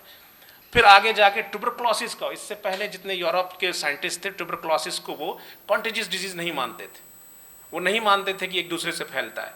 इब्न सीना ने डिक्लेयर किया कि ये कंटेजियस डिजीज़ है। आगे जाके उन्होंने कैसे इससे बचना है, कैसे आइसोलेशन, क्वारंटीन मेंटेन करना, और साथ ही जो उसके कार्डिनल सिम्टम्स है, coughing, weight loss and night sweating and fevers, वो उन्होंने इब्न सीना ने अपनी बुक में लिखा है, डॉक्यूमेंटेड है। और अभी देखें आप ट्यूबरक्लोसिस के ट्रीटमेंट में तो सरकार हर दवा के साथ साथ उसको 500 रुपये देती है वीकली, शायद वीकली या डेज पे है, वो 500 देती है ग़िज़ा के लिए। यूरोप से टीबी को जाने की सिर्फ वजह यह है कि उन्होंने अपना डाइटरी स्टैंडर्ड्स अच्छा कर लिया। टीबी की दवा 5-6 डिकेड से बहुत अच्छे से अच्छी दवा, वेल मेंटेन दवा सप्लाई हो रही है, लेकिन टीबी खत्म नहीं हो रहा है इंडिया से। इसकी सिर्फ वजह यह कि न्यूट्रिशनल स्टेटस हमारा अच्छा नहीं है। तो उन्होंने उस वक्त लिख दिया था इब्न सीना ने कि सिर्फ इलाज या हाइजीन मेंटेन करने से टीबी खत्म नहीं होगी, इसके लिए ज़रूरी है कि डाइटरी मॉडिफिकेशंस भी किए जाए, जो अभी तक रेलिवेंट है, और हम उसको पैसा देते हैं टीबी के पेशेंट्स को, जो नेशनल सप्लाई होता है दवाओं का, उसके साथ 500 रुपीज़ उसके पर दवाओं के साथ। इसी तरह सेक्सुअली ट्रांसमिटेड डिजीज़ आप देखें दुनिया को कितना ज़्यादा नुकसान पहुंचाया इस डिजीज़ ने, कितने सारे लोग गोनोरिया से, सिफिलिस से मर गए, टॉप की दुनिया की हस्तियां जो उससे गुजर गई। आप अगर एड्स को देखें, एड्स अब थमता जा रहा है, लेकिन इसमें कितना रोल रहा सेक्सुअली ट्रांसमिटेड डिजीज़ का। पहला बंदा था जिसने इसकी टियोलॉजी, इनके जो इंट्रोडक्शन, मतलब जो इंट्रोडक्टरी रिमार्क दिए, फिर इसके मैनेजमेंट कैसे करना है, इब्न सीना ने इस पर बात करी। इसी तरह से अगर थोड़ा और आगे बढ़ते हैं तो रीनल कैल्कुलाई के लिए इसमें बहुत डिटेल है। यूनानी में पत्थर निकालना, उसके लिए दवाओं का एक बेहतरीन रेंज है। इस बंदे ने बहुत तगड़े से इस चीज़ों को रखा और इस पे बहुत सारे रिसर्च पेपर भी आ चुके हैं। फिर आप मेनिंजाइटिस की बात करें तो मेनिंजाइटिस के बारे में तो ज़करिया राजी ने भी खूब लिखा है, लेकिन सबसे पहले ऑर्गेनाइज्ड वे में मेनिंजाइट के ट्रीटमेंट के बारे में इब्न सीना ने बात करी, और बाकायदा इन्होंने ट्रायल भी किया ट्रीटमेंट वर्सेस ब्लड लेटिंग का। ब्लड लेटिंग एक प्रोसेस है बॉडी में, उसमें या तो फज्द करते हैं या फिर कपिंग करते हैं, खून निकालते हैं। मोस्टली आपको फज्द उस ज़मर्रे में आता है। तो दोनों पेशेंट्स का ग्रुप बना के कि किससे फ़ायदा है, चूँकि आपकी मेनिंजेस जो स्वेल कर जाती है उसको किस तरह से उससे निकाला जाए।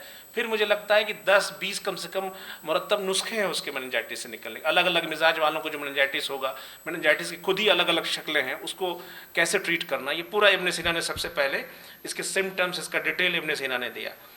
डायबिटीज़ देखें तो अभी हम जब देखते हैं, और India is the capital of diabetes. बहुत तेज़ी से इन्होंने उम्र की बाउंड्रीज क्रॉस कर लिया, बच्चों को डायबिटीज़ हो रहा है, अर्ली एज में लोगों को डायबिटीज़ हो रहा है। डायबिटीज़ का मेन फैक्टर खाने से शिफ्ट होकर न्यूरोलॉजिकल स्ट्रेस की वजह से डायबिटीज़ बढ़ रहा है। इसके बारे में देखें तो अभी के एज से पहले कम से कम 10 या 12 टर्मिनोलॉजीज ऐसी थी जो डायबिटीज़ के बारे में लोग जानते थे, किडनी को ब्लेम करते थे या जो भी सिस्टम था। तो बहुत डिटेल में इस पर इन्होंने डायबिटीज़ के पूरा डिटेल लिखा इब्न सीना ने। इसी तरह से वेटनरी साइंस, यूनानी मेडिसिन ने ऑलमोस्ट इस खित्ते को पे काम नहीं किया है, लेकिन अब इब्न सीना के बारे में देखें, उस वक्त आप सोचें कि लोग सफ़र करते थे ज़्यादातर घोड़ों से, घोड़ों को बीमारी होती होगी या उसको ट्रॉमा होता होगा, तो कौन ट्रीट करता होगा। पहली बार इब्न सीना के राइटिंग में वेटनरी साइंस का जिक्र है। एनिमल से होने वाली बीमारियां, एनिमल को होने वाली बीमारियां, उनसे इंसानों में फैलने वाली बातें। जूनोसिस ने दुनिया में सबसे ज़्यादा नुकसान पहुंचाया। कोविड-19 आपका जूनोटिक डिजीज़ था, वो डिजीज़ जो एनिमल से इंसान में शिफ्ट होते हैं। इसी तरह से आप देखिए कि फ्लू जितने भी हैं सब आपको जूनोटिक डिजीज़ है। तो ये बीमारियाँ पहले भी जो वबा आती थी उन वबा में आप देखिए कि जूनोटिक बीमारियाँ, कितनी चूहे से आने वाली बीमारियाँ दुनिया को कितनी बार ख़त्म किया, कई हिस्सों को ख़त्म किया इसने। तो उस पे इन्होंने पहली बार एनिमल किस तरह से उसका केयर किया जाए, उसका ट्रीटमेंट किया जाए, उन डिजीज़ों को समझा कैसे जाए, इब्न सीना ने इस पर बात रखी। उंड हीलिंग की जो बात होती है, इस पे बहुत ज़्यादा डिटेल में यूनानी में बात है। यूनानी एक ऐसा सिस्टम ऑफ मेडिसिन है जिसमें ये बात कही गई है कि आपके पास ऐसी भी दवाएं हैं जो गोश्त को दोबारा पैदा करती, मुब्बत लहम उस दवाओं का नाम है। इब्न सीना ने इसको नोट किया। इब्न सीना की रेलेवेंसी इतनी है उनकी बातों की, उसकी बिना पे ये मैं कल बना रहा था पीपीटी तो मुझे याद आ गया, हमने national institute of Unani medicine में डॉक्टर कबीर साहब वहाँ थे, हमारे सीनियर, तो उन्होंने देखा भी हमने काम किया उसी बिल्कुल समझिए कि बेसिक्स पे। जो पेशेंट्स हमारे पास आता था, जाहिर है हमारे पास पेशेंट हमेशा आखिर में आता है, हर जगह से थक हार के चलो यहाँ भी कुछ देख लेते हैं। National institute of Unani medicine में ये जो पेशेंट है, ये जनरल है, कोई भी चेक कर ले इसको, ऑनलाइन जाएंगे 4 इम्पैक्ट फैक्टर इसका, तो वो ऐसे पेशेंट थे जिसको एम्पुटेशन बता दिया गया था कि अब आपके पैर कट जाएंगे। उससे पहले उन्होंने स्किन ग्राफ्ट करवा लिया था, 2 बार 3 बार फेल्योर हुआ, लेकिन बेसिक यूनानी कॉन्सेप्ट हमने ट्रीटमेंट किया वही इब्न सीना का। तो इट टेक्स ऑलमोस्ट 100 डेज, एक ऑन एन एवरेज 100 डेज में लगभग सब सही हो गए। तो ये रेलिवेंट है उनका नुस्खा अब भी कि किस तरह से काम करता है। इसी तरह से आप कैटरेक्ट के बारे में सर्जरी करते, बहुत सारे आपके वीडियोस मिलेंगे जहाँ ये सर्जरी करते हुए इनकी फोटोग्राफ्स बनी हुई इब्न सीना की, इनका डिटेल, इनकी सर्जरी। उससे भी आगे जाके इन्होंने न्यूरो सर्जरी में, ये जनरल है आप देख लीजिएगा, न्यूरो सर्ज फोकस करके 3.3 इम्पैक्ट फैक्टर है इसका, और टॉप की इंडेक्सिंग इस जनरल में। ऊपर का जो हिस्सा देख रहे हैं उसमें दिखाया जा रहा है कि इब्न सीना कैटरेक्ट की सर्जरी कर रहे हैं, सॉरी न्यूरो सर्जरी कर रहे हैं। न्यूरो सर्जरी में एक पॉइंट होता है कि होल बनाते हैं सर में, आपको टेम्फिनेशन कहलाता है कि बहुत प्रेशर अगर आपके दिमाग में आ गया तो स्कल में होल बना के वहाँ से निकाल लेते। ये काम सबसे पहले इब्न सीना ने किया। इवन कि उनके पिक्चर्स उस वक्त हाथ से लोग बनाते थे, बना के डॉक्यूमेंटेड है बुक में। These are the things from the western philosophers, western doctors. उन्होंने बुक लिखा, ये देखिए टॉप के न्यूरो सर्जरी का जर्नल से, उसमें ये पब्लिश हुआ है। तो आप समझें कि उस दौर में 11वीं सेंचुरी में, 10th सेंचुरी में कोई न्यूरो सर्जरी कर रहा था, कितना हम तक बातें इसलिए नहीं आई कि बहुत सारी चीज़ें, कानून जो भी आपके पास है सर को जो दी गई है, ये 25 वॉल्यूम हुआ करती थी, घट के 5 वॉल्यूम हमारे तक पहुंचा है। सफ़र में बहुत थे, जितना आपको पॉलिटिकल राइवलरी की वजह से बहुत सारी चीज़ें उनकी डिस्ट्रॉय हो गई। इसी तरह से आप अगर सिर्फ क्लिनिकल स्टडीज देंगे, मैं एक और व्यू देता चला जाऊँ तो बहुत सारे इनके नुस्खे जिस पे ट्रायल अभी भी हो रहा है, हज़ारों ट्रायल्स हो चुके हैं। एंजाइटी एंड डिप्रेशन में, जनरल एंड अफेक्टिव डिसऑर्डर्स में आप देख सकते हैं इसमें ट्रायल हुआ। इसी तरह से ADHD पे ट्रायल हुआ, जनरल ऑफ इंटेक्शन डिसऑर्डर्स पे, इब्न सीना के नुस्खे पे। इसी तरह से anti microbial studies, infectious disease पे बहुत अच्छा कॉन्सेप्ट इनका और राजी का। ट्यूबरकुलोसिस पे या दूसरी चीज़ों में अच्छे जर्नल से मैंने हाईलाइट कर रखे, देख सकते हैं, आप चेक कर सकते हैं, इस पर ट्रायल हुआ। इसी तरह से ऑन्कोलॉजी में आप एक सेक्शन है आपको इसमें अलकानून में, जहाँ पे कैंसर की बात की गई है, बहुत डिटेल में कैंसर के बारे में लिखा है, उनकी दवाएं बताएगी कौन सी दवा है जो बहुत इंपॉर्टेंट है इसके लिए। बहुत सारे नुस्खे, कई दर्जन नुस्खे हैं कैंसर के बारे में अलग किताबों में बाद में, लेकिन मुझे लगता है 10 से 12 नुस्खे तो सिर्फ इनकी इब्न सीना के लिखे हुए।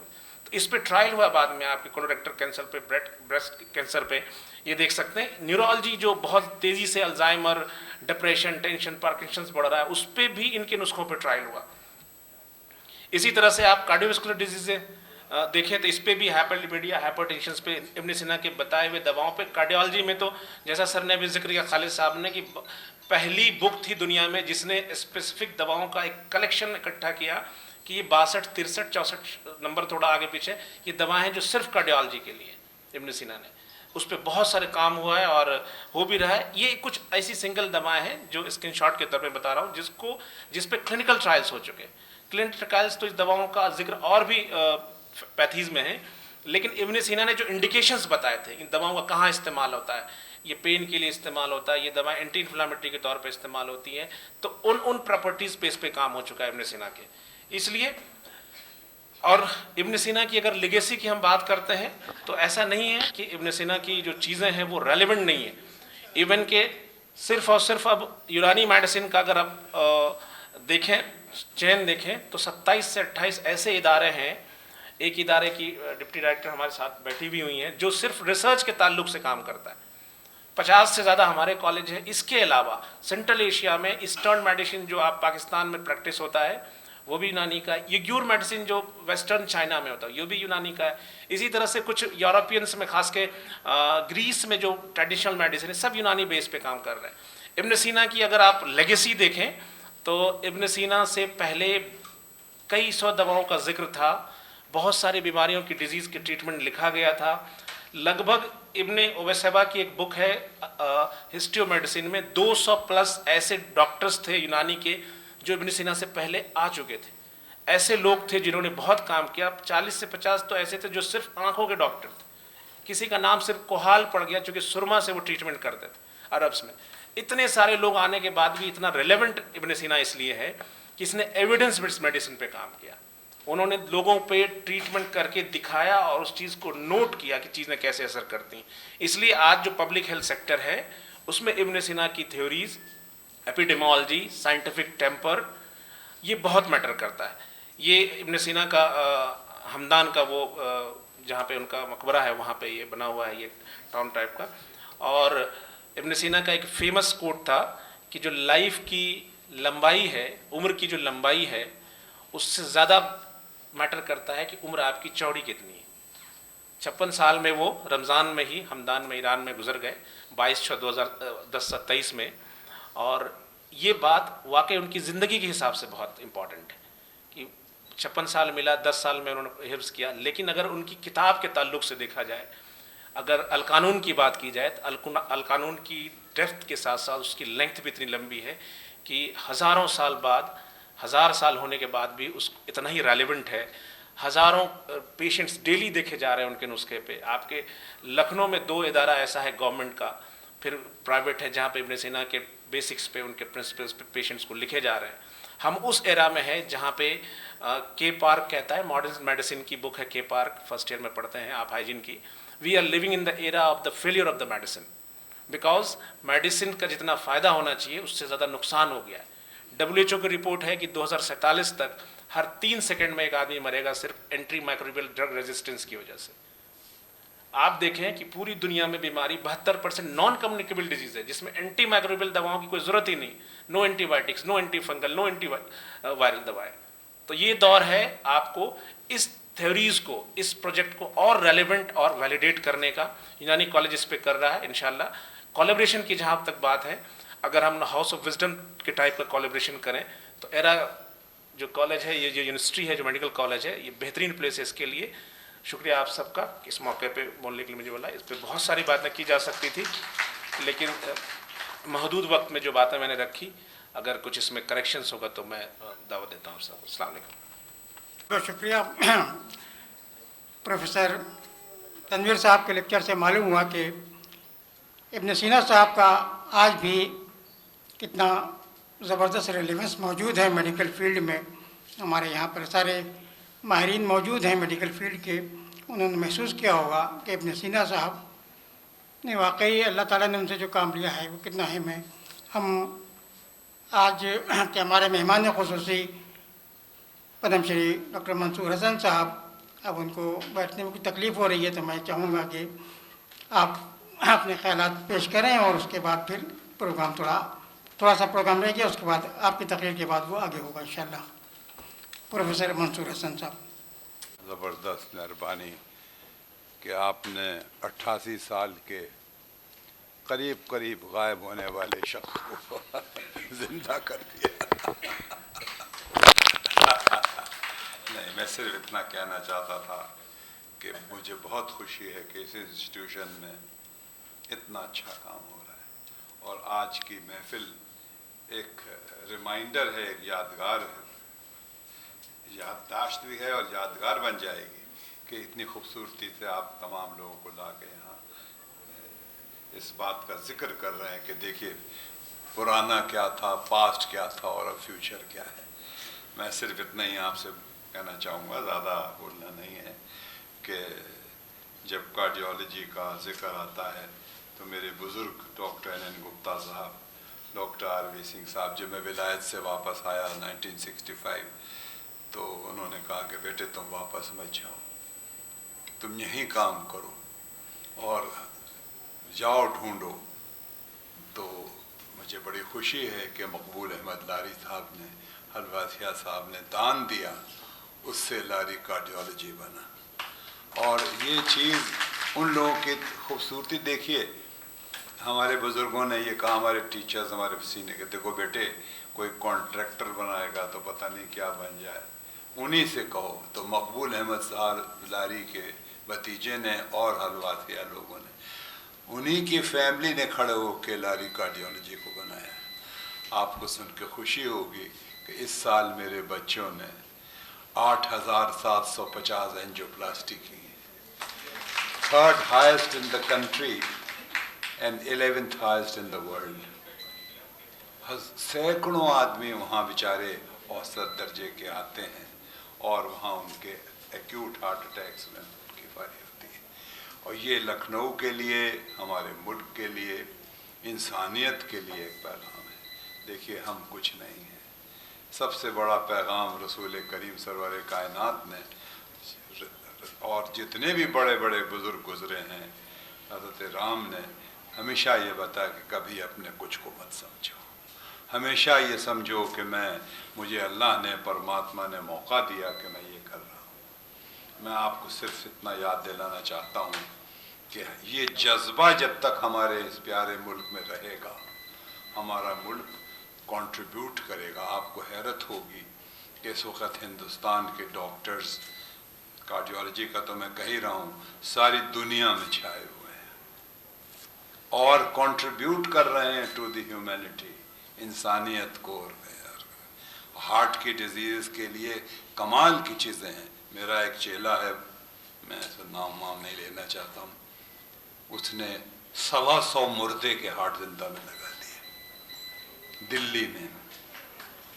मुर्दे के हार्ट जो उनके रिश्तेदारों ने कहा, अच्छा साहब आप ले जाइए। He still working in transplantation of the heart. अब ये देखिए कितनी बड़ी चीज़ है हमारे इस मुल्क के लिए। अल्लाह का एक बहुत बड़ा करम है कि यहाँ लोग साइंटिस्ट निकल रहे हैं, डॉक्टर्स निकल रहे हैं, मैथमेटिशियंस निकल रहे हैं और ये सब कंट्रीब्यूट कर रहे हैं टुवर्ड्स द ह्यूमैनिटी और दुनिया के लिए कंट्रीब्यूट कर रहे हैं। कितनी बड़ी नेमत है ये परमात्मा की, अल्लाह की, कि हमको ऐसे लोग मिले। मैं किसी की तारीफ नहीं कर रहा हूँ, तारीफ बहुत ख़तरनाक चीज़ है। याद रखिए कि अगर किसी को तबाह करना है तो उसकी तारीफ बहुत कर दो। तो मैं सिर्फ इतना कह रहा हूँ कि भाई ये अजीब मुल्क है ये हमारा। मैं आप सबको मुबारकबाद देता हूँ, इस इंस्टीट्यूशन को मुबारकबाद देता हूँ कि इतना खूबसूरत इंस्टीट्यूशन इन्होंने बनाया, जहाँ पे तमाम कई तरह की स्पेशलिटीज़, हार्ट के लिए भी बहुत अच्छा काम हो रहा है। मैं आप सबको मुबारकबाद देता हूँ, इस इंस्टीट्यूशन को मुबारकबाद देता हूँ और दिल से दुआ करता हूँ कि आप लोग सब आगे बढ़ें और मोहब्बत की दुनिया को। सुनता हूँ बड़े गौर से अफसाने हस्ती, कुछ असल है, कुछ ख्वाब है, कुछ तर्ज़ अदा है। How you do it, not only what you do it, but how you do it. The grace and the dignity and the beauty and the humility with which you do it. मैं अल्लाह का शुक्र करता हूँ कि हमारे मुल्क में ऐसे लोग मौजूद हैं जो लोग कर रहे हैं और करके कंट्रीब्यूट कर रहे हैं विदाउट बिकमिंग सेल्फिश।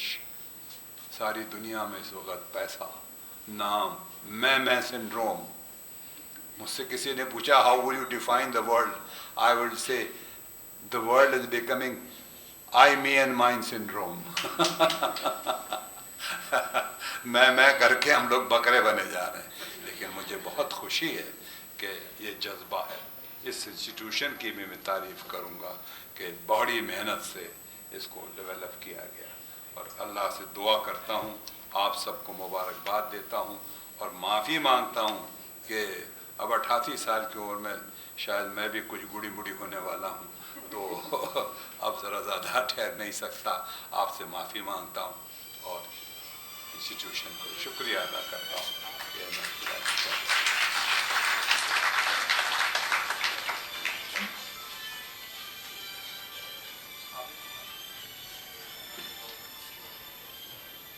बहुत बहुत शुक्रिया प्रोफेसर मंसूर हसन साहब।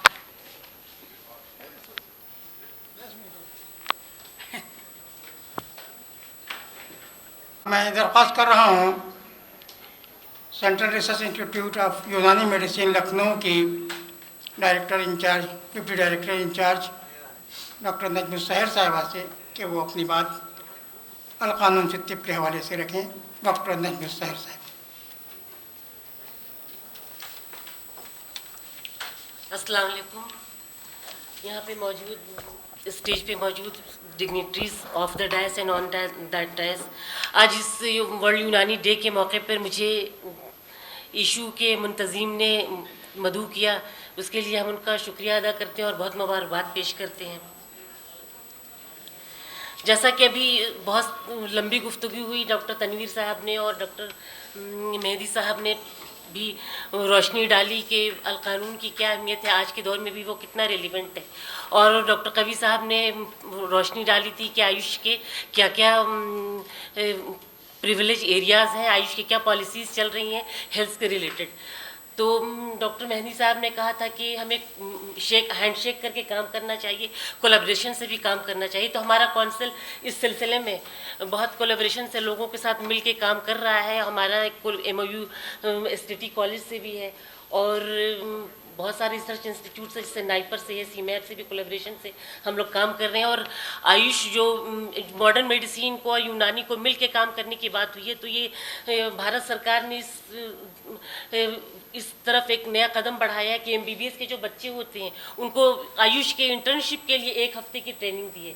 उसमें हमारे इंस्टीट्यूट को, जैसे इंटीग्रल यूनिवर्सिटी हमारे इंस्टीट्यूट के बहुत करीब है, तो वहाँ के बच्चे 1 हफ्ते आते हैं और वो आयुष में इंटर्नशिप करते हैं। तो ये उनको आयुष के बारे में बताने की कोशिश है थोड़ी सी। हम ये चाहेंगे कि आने वाले वक्त में ये जो वक्फा है ये 1 हफ्ते से बढ़ के 1 महीने हो जाए या 2 महीने 3 महीने हो जाए, ताकि जो मॉडर्न मेडिसिन के बच्चे हैं वो ज़्यादा यूनानी और आयुष के सिस्टम के बारे में जान सकें और अपने नॉलेज का, मॉडर्न नॉलेज का यूनानी और आयुष सिस्टम से कोलैबोरेट करके वो कुछ नया निकाल सकें, नए रिसर्च को, नया डेवलपमेंट को वो कर सकें। तो हमारा काउंसिल भी हमारे काउंसिल के रिसेंट 2 पेटेंट्स फाइल हुए हैं, एक बर्स विटिलिगो के ऊपर है और एक इन्फेक्टिव हेपेटाइटिस जिसे इल्तिहाब कबिद कहते हैं। तो ये हमारे DG साहब की बहुत दूर अंदेशी है और उनकी लीडरशिप में 2 पेटेंट अभी फाइल हुए हैं। तो हम इसलिए अपने काउंसिल को और अपने काउंसिल के DG को बहुत मुबारकबाद पेश करना चाहते हैं।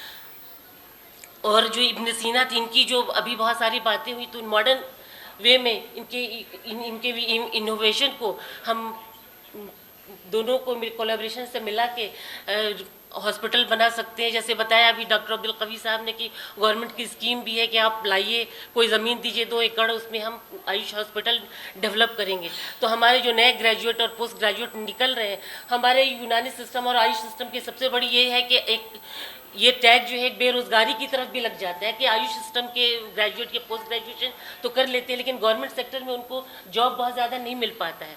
तो उन लोगों के लिए बहुत अच्छा मौका है कि गवर्नमेंट जो पॉलिसीज़ ला रही है कि वो आयुष के हॉस्पिटल को डेवलप करे, तो वो इस कदम पे एक अपना काम करें और इसमें हमारे जो नए रोज़गार होंगे वो भी बहुत पैदा होंगे। उससे मेडिकल स्टाफ और पैरामेडिकल के बच्चे भी उसमें वो हो जाएंगे, मुंजमिद हो जाएंगे। तो ये मेरी आप लोगों से जो नए ग्रेजुएट है और पोस्ट ग्रेजुएट उनसे ये गुजारिश है कि आप गवर्नमेंट जॉब के भरोसे ना रहें। अपना हॉस्पिटल जो गवर्नमेंट ने नई पॉलिसीज़ लाई है उसके तहत अपने हॉस्पिटल को रजिस्टर्ड कराएं और काम करें, ताकि हम अपने आने वाले एंशिएंट विजडम को, जैसे बताया पुराने बैतुल हिकमत था, एंशिएंट विजडम को मॉडर्न साइंस में करके इंसानियत की खिदमत करें। और गवर्नमेंट जो पॉलिसीज़ है, जो आयुष के ऊपर बहुत ध्यान दे रही है हमारी नई सरकार जो है, तो वो उन सारे पॉलिसीज़ का फ़ायदा उठाएं और फ़ायदा उठा के इस सिस्टम को आगे बढ़ाएं और जैसे मॉडर्न सिस्टम्स के पैरेलल में लाके खड़ा करें। गवर्नमेंट तो पूरी एड भी दे रही है, पूरी कोशिश भी कर रही है, लेकिन कमी हमारे तरफ से ही है। हमारे जो ग्रेजुएट और पोस्ट ग्रेजुएट स्टूडेंट्स हैं उनसे ये गुजारिश है कि वो इस कदम में आएँ और आयुष सिस्टम की तरफ कदम बढ़ाएं, अपने कॉलेजेस को, अपने हॉस्पिटल्स को अलग से खोलें और जो मॉडर्न सिस्टम है उससे मिल के जो हमारे अपने बहुत सारी चीज़ें, हमारा हॉस्पिटल अगर खोलना चाहे तो बहुत सारे ब्रांचेस भी खुल सकते हैं हमारे यहाँ। जैसे बताया कि वो कपिंग थेरेपी में, तो कपिंग थेरेपी ही नहीं, पूरे रेजिमेनल थेरेपी में बहुत सारे ब्रांचेस हैं, बहुत सारे ऐसे रेजिमेन हैं जिनसे हम बहुत सारी बीमारियों का, जो कदीम क्रोनिक डिजीज़ है, उनका इलाज कर सकते हैं। उसमें कपिंग भी है, लीचिंग है, वो फस्द है, फस्द के अलावा स्टीम बात है, टर्किश बात है, ऑयल है, मसाज थेरेपी है, शिरोधारा जिसे नुतूल कहते हैं, इन सब के बहुत स्कोप है। बस हमें ज़रूरत है कि एक कदम आगे बढ़ें और अपने काम को दिखाएं और करके दिखाएं, तो हम इसके ज़रिए इंसानियत की खिदमत कर सकते हैं। तो आप लोगों का बहुत बहुत शुक्रिया कि आप लोगों ने हमें यहाँ बुलाया और मौका दिया। बहुत बहुत शुक्रिया। डॉक्टर नजम सहर साहिबा, आपने काउंसिल के प्रोग्रामों को पेश किया और यूनानी के सिलसिले में क्या कुछ चल रहा है उसको। अब मैं दरख्वास्त करूँगा अपने आज के मुक़र्रीन को सर्टिफिकेट देने के लिए। सबसे पहले मैं चेयरमैन इशू डॉक्टर अनीस अंसारी साहब से गुजारिश करता हूँ कि प्रोफेसर अब्बास अली साहब को आज के इस लेक्चर के लिए सर्टिफिकेट इनायत फरमाएँ।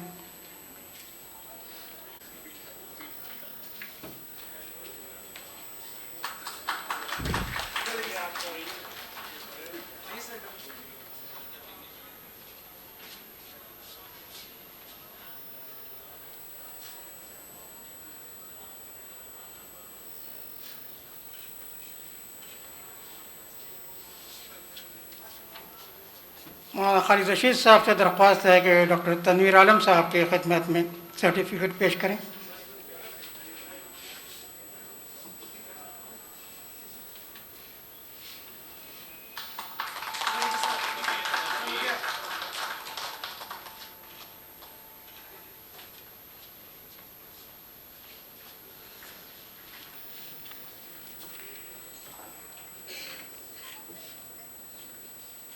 Professor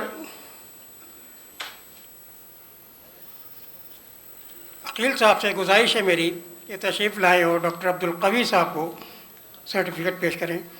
pro vice chancellor Integral University professor Aqeel Ahmad साहब से गुजारिश है कि वो तशरीफ़ लाएँ और आज के मुक़र्रिर डॉक्टर अब्दुल कवी साहब को सर्टिफिकेट पेश करें।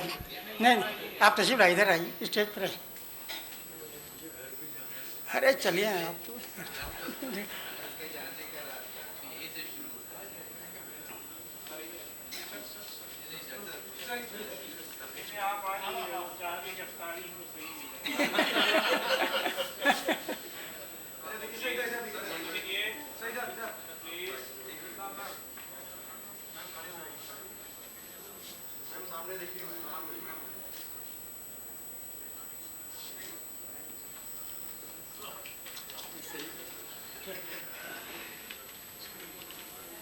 अब इंस्टीट्यूशंस के लिए अल-कानून फ़ी तिब को पेश किया जाना है। इसके लिए मैं चाहूँगा कि खालिद रशीद साहब इस जिम्मेदारी को अदा कर दें तो आसान हो जाएगा। सबसे पहले मैं दरख्वास्त करूँगा कि अल-कानून फ़ी तिब की एक कॉपी इरा यूनिवर्सिटी के लिए प्रोफेसर अब्बास साहब को पेश की जाए।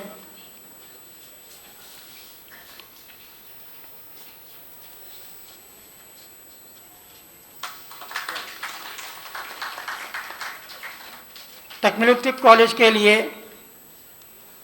प्रोफेसर अब्दुल कवी साहब या शमीम साहब, आप शमीम इरशाद साहब, डॉक्टर शमीम इरशाद साहब दरख्वास्त है कि तकमील तिब कॉलेज के लिए इस किताब को मौलाना से कबूल फरमाएँ। मौलाना से कबूल।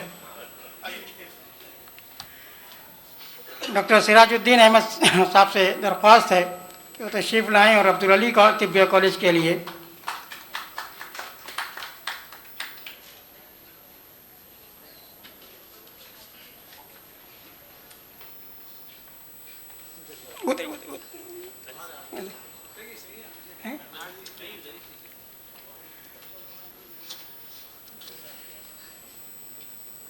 डॉक्टर आरिफ इस्लाही साहब से गुजारिश है कि वो तशरीफ़ लाएँ और इरम कॉलेज के लिए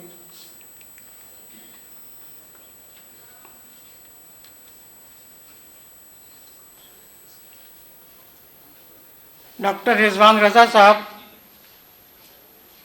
हयात यूनानी कॉलेज,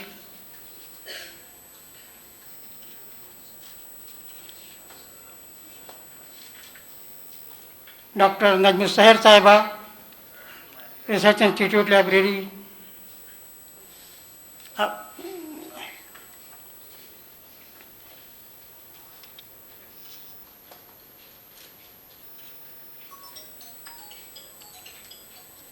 इधर आप डॉक्टर तनवीर साहब गवर्नमेंट तिब्बी कॉलेज पटना के लिए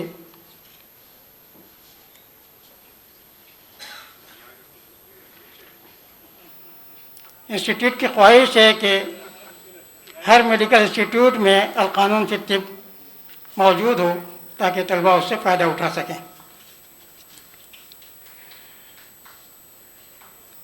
अब मैं मेमेंटो के लिए एक बार फिर अपने मेहमानों को सहमत देना है। सबसे पहले मौलाना खालिद रशीद साहब को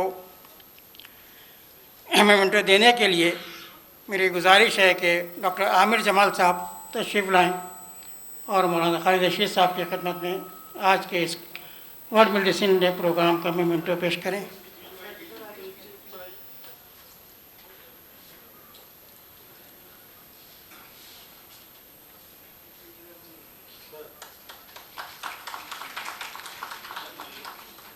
डॉक्टर अनीस अंसारी साहब के लिए मैं गुजारिश करूँगा डॉक्टर नफीस खान साहब से कि तशरीफ़ लाएँ और मोहतरम अनीस अंसारी साहब की खिदमत में मेमेंटो पेश करें। इसके बाद मेरी दरख्वास्त है डॉक्टर अशफाक साहब से कि तशरीफ़ लाएँ और प्रोफेसर अब्बास साहब की खिदमत में मेमेंटो पेश करें।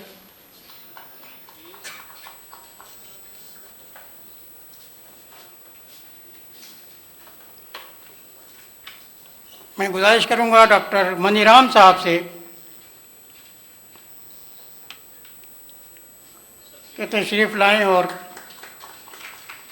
डॉक्टर तनवीर साहब की खिदमत में मेमेंटो पास करें। डॉक्टर तनवीर साहब का मेमेंटो, डॉक्टर मनीराम साहब प्रोफेसर तकमील तिब कॉलेज। डॉक्टर मोहित अहमद साहब से गुजारिश है कि डॉक्टर नजम साहिर साहिबा को मेमेंटो पेश करें।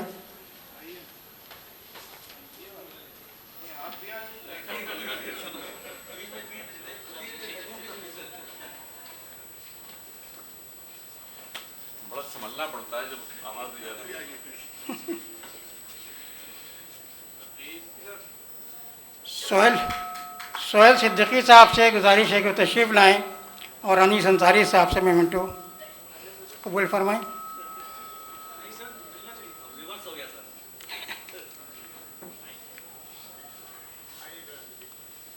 और अब मेरी आखिर में दरख्वास्त है मोहतरम मोहित अहमद साहब से कि वो तशरीफ़ लाएँ और आज के इस प्रोग्राम के ऑर्गेनाइज़र मोहम्मद उमर को एक मेमेंटो पेश करें।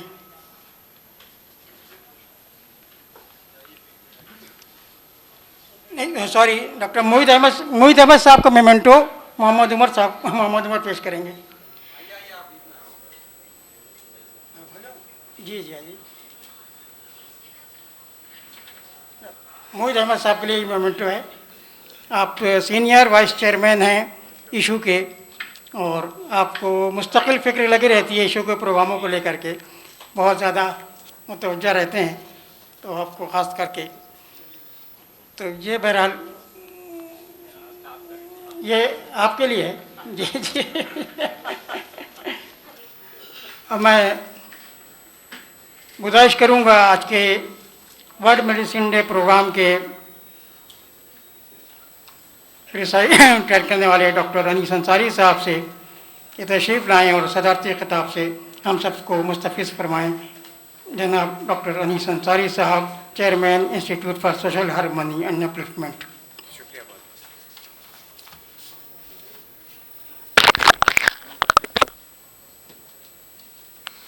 Institute for social harmony and upliftment के सभी ओहदेदारों की जानिब से और ज़ाती तौर पर अपनी तरफ से सभी पार्टिसिपेंट्स, सभी गेस्ट और ख़ास तौर पे पद्मश्री डॉक्टर मंसूर हसन खान साहब जो आज के इस प्रोग्राम के मेहमान खुसूसी थे, उन सब का इस्तकबाल करता हूँ, खैर मक़दम करता हूँ और उम्मीद करता हूँ कि इस प्रोग्राम की वजह से जिन्होंने पार्टिसिपेट किया, अपना वक्त दिया है, उनको फ़ायदा हुआ होगा। हकीम इब्न सीना और उनसे पहले के जो बड़े स्कॉलर्स हुए हैं उनकी खिदमत पर हमारे पहले मुकर्रीन ने, ख़ासतौर से तनवीर आलम साहब ने बहुत तफसील से इशारात किए हैं। इसमें हमारे बाद के आने वाली नस्लों के लिए बड़ी इबरत है। एक ऐसा ज़माना तकरीबन 1000 साल या उससे पहले का कि जो लोग लिख कर चले गए उनको 600-700 साल तक यूरोप के दिमागों की तैयारी में इस्तेमाल किया गया, और जिस कम्युनिटी से वो ताल्लुक़ रखते थे उस दौर को दौर जाहिलियत कहती है, और यूरोपियन स्कॉलर्स भी उसको डार्कनेस का पीरियड कहते हैं यूरोप के लिए। तो ये जो रोशनी थी इल्म की, सेहत की, इक़्तिसादी तरक्की की और सियासी इक़्तिदार की, उस अहद के असरात यूरोप पे ऐसे पड़े कि लोगों ने जिस ख़ित्ते में किताबों का पढ़ना जुर्म समझा जाता था, जिस ख़ित्ते में नहाना जुर्म समझा जाता था, उन्होंने यूरोप के लैटिन लिटरेचर को, यूनानी लिटरेचर को, हिंदुस्तान का, अरब का और ईरान के जो कंट्रीब्यूशंस थे उनको पढ़ना शुरू किया, और फिर 14वीं सदी ऑनवर्ड्स उनका रेनेसां, अहद निशात सानिया शुरू होता है। फिर उन्होंने कभी मुड़कर नहीं देखा। मैं आपको अपने वक्त के ज़वाल की तरफ इशारा करना चाहता हूँ। उरूज की कहानी आपने बहुत देर से सुन रखी है। 2017 में हुकूमत हिंद का एक इंस्टीट्यूट है लखनऊ में, अलीगंज में, उसका नाम है गिरी इंस्टीट्यूट ऑफ डेवलपमेंट स्टडीज़। उसमें सर्वे कराया गया कि यूपी में मुख्तलिफ़ कम्युनिटीज़ की इक़्तिसादी, तालीमी, सेहत और सियासी हिस्सेदारी में कहाँ पर कौन कितना खड़ा है। तो 5-6 कम्युनिटीज़ का सर्वे किया गया। उसका नतीजा ये निकला है उस रिपोर्ट का, तकरीबन 14 ज़िलों का सर्वे हुआ और 8,500 के करीब फैमिलीज़ का कवरेज था। उसमें ये नतीजा निकाला कि 2017 के वक्त जब ये सर्वे मुकम्मल हुआ है, यूपी में सबसे ज़्यादा बेहतर यूपी में अपर कास्ट हिंदुओं की है। उसके बाद हिंदू ओबीसीज़ हैं जो पिछड़े वर्ग कहलाते हैं, मंडल कमीशन वाले। उसके बाद मुसलमानों का अशराफिया तबका है जिनके आबा और अजदाद ने तकरीबन 700 साल तक कम से कम इस मुल्क में हुकूमत की। ओबीसी हिंदूज़ के बाद शेड्यूल कास्ट हिंदूज़ की क्या स्टेटस है। हिंदू शेड्यूल कास्ट, ओबीसी मुसलमानों से ऊपर है, और 2017 तक शेड्यूल ट्राइब जो है वो मुसलमानों के जो सबसे गरीब तबकात हैं शेड्यूल कास्ट उनसे नीचे थे। लेकिन 2022 से कम से कम एक शोबे में उसके डेटा आए हुए हैं। एक सर्वे हुआ 2022 में जिसमें पाया गया कि मुसलमानों का जो रेट ऑफ एनरोलमेंट है हायर एजुकेशन में, आला तालीम में, वो सचर कमेटी ने जैसे पाया था 4% था। 2017 में भी, 2022 में भी वही था 4%। लेकिन शेड्यूल ट्राइब्स यूपी में थोड़े से जिले, 2-3, लखीमपुर खीरी है, ललितपुर है, ईस्टर्न यूपी में देवरिया वाला, 2-4 ब्लॉक, तो उनमें rate of enrolment in higher education schedule tribe में 8% है। तो मुसलमानों का rate of enrolment in higher education has gone down, static है, लेकिन रिलेटिव टू शेड्यूल ट्राइब हम नीचे चले गए। तो आज की तारीख में हमारी कम्युनिटी, मुसलमानों की जो पसमानदा और गरीब तबका है, वो शेड्यूल ट्राइब से भी कम से कम एक सेक्टर में कम है। ये हमारे लिए चैलेंज है और इस पर गौर करने की ज़रूरत है, इस पर काम करने की ज़रूरत है। इसकी जो सबसे अहम वजह मेरी समझ में आई है, इतना जो ज़वाल हुआ है पिछले 75 साल में, वो ये है कि हम लोगों को सियासी सतह पर बहुत कमज़ोर किया गया है। कुछ हमारी भी कमज़ोरी है और कुछ जानबूझ के भी किया गया है। इसको पकड़ने की ज़रूरत है, इस पर काम करने की ज़रूरत है।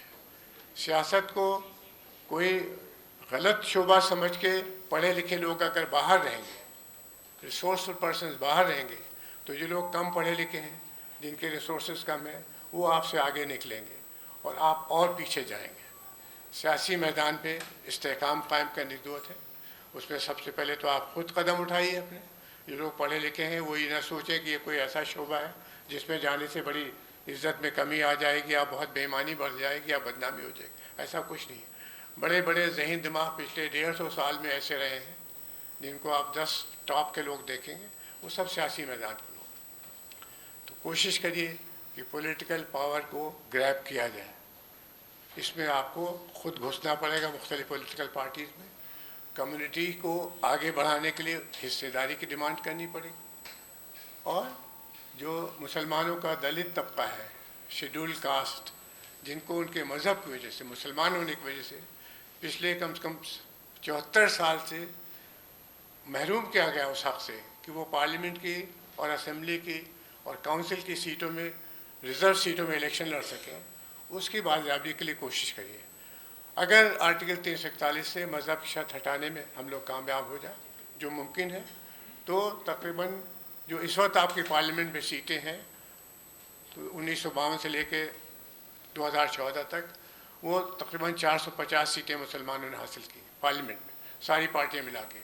अगर खाली आर्टिकल 341 से मज़हब की शर्त हटा के दी गई होती, न लगाई गई होती, तो 540 सीटें और इजाफी मुसलमानों के हाथ में आती, तो आपका पॉलिटिकल शेयर डबल से ज़्यादा होता।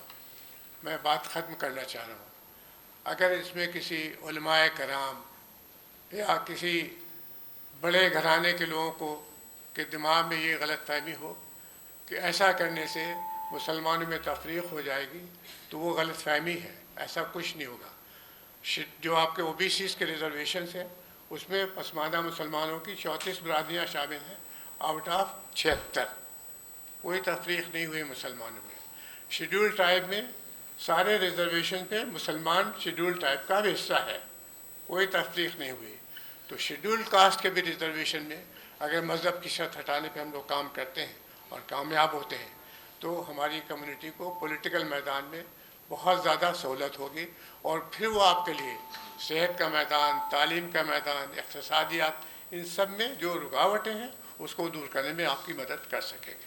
मैं उम्मीद करता हूँ कि आप लोग मेरी अर्ज़दाश्त को दिलचस्पी से और हमदर्दी से सुनेंगे और इस काम को आगे बढ़ाने में आगे आएंगे। मैं आखिर में अब्बास अली मेहदी साहब का और उनकी टीम का तहे दिल से शुक्रिया अदा करता हूँ कि उन्होंने हमें इतना अच्छा ऑडिटोरियम और सारी सहूलियात दी हैं, जिसकी वजह से आज हम लोग इशू की जानिब से, इंस्टीट्यूट फॉर सोशल हार्मनी की जानिब से इस प्रोग्राम को मुनक़्क़िद करते हैं। Thank you very much. अभी इत्तला मिली है कि मोहतरम अब्दुल कवी साहब मोमेंटो से महरूम हैं, लिहाजा महरूम न रहे। मैं वहाँ से दरख्वास्त करता हूँ कि प्रोफेसर अब्दुल कवी साहब को मोमेंटो पेश किया जाए।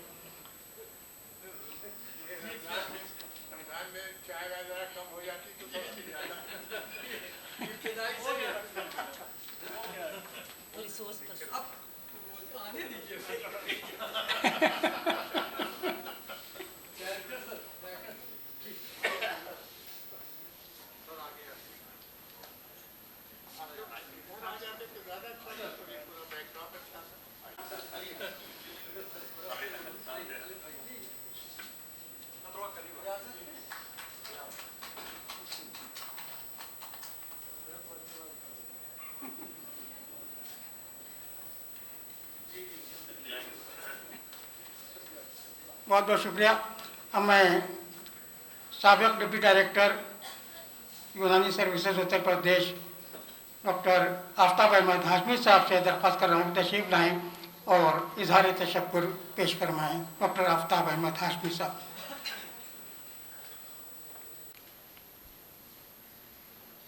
हमारे डॉक्टर साहिबान और मुअज़्ज़िज़ मेहमान, आज हम लोगों के रूबरू रहे कि बहुत ही खुशी का मौका है कि रमज़ानुल मुबारक में हम लोगों को ये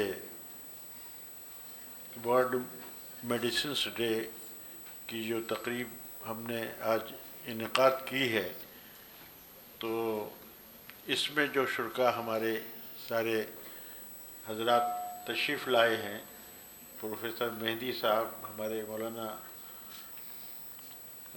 और हमारे तनवीर साहब और हमारे अनीस साहब और डिप्टी डायरेक्टर CRI, ये सब शख्सियात जो आज जलवागर हैं, ये बहुत ही खुशी का मौका है कि आज हम सब इकट्ठा हुए हैं और हमारी यही गुजारिश है और हम लोगों की ये तमन्ना है कि वर्ल्ड मेडिसिन डे जो है, तमाम इन लोगों की मौजूदगी में वो बाकायदा WHO से ये डिक्लेयर हो कि वर्ल्ड मेडिसिन डे, जिस तरीके से ट्यूबरकुलोसिस डे और भी जितने लेप्रोसी डे और तमाम हमारे डेज हैं, तो इस बुनियाद पे कि कैनन की जो इजरा हुआ है इस बुक का, अल शेख कानून का, उस पे जो है ये आज हमारा जो ये इजलास हुआ है,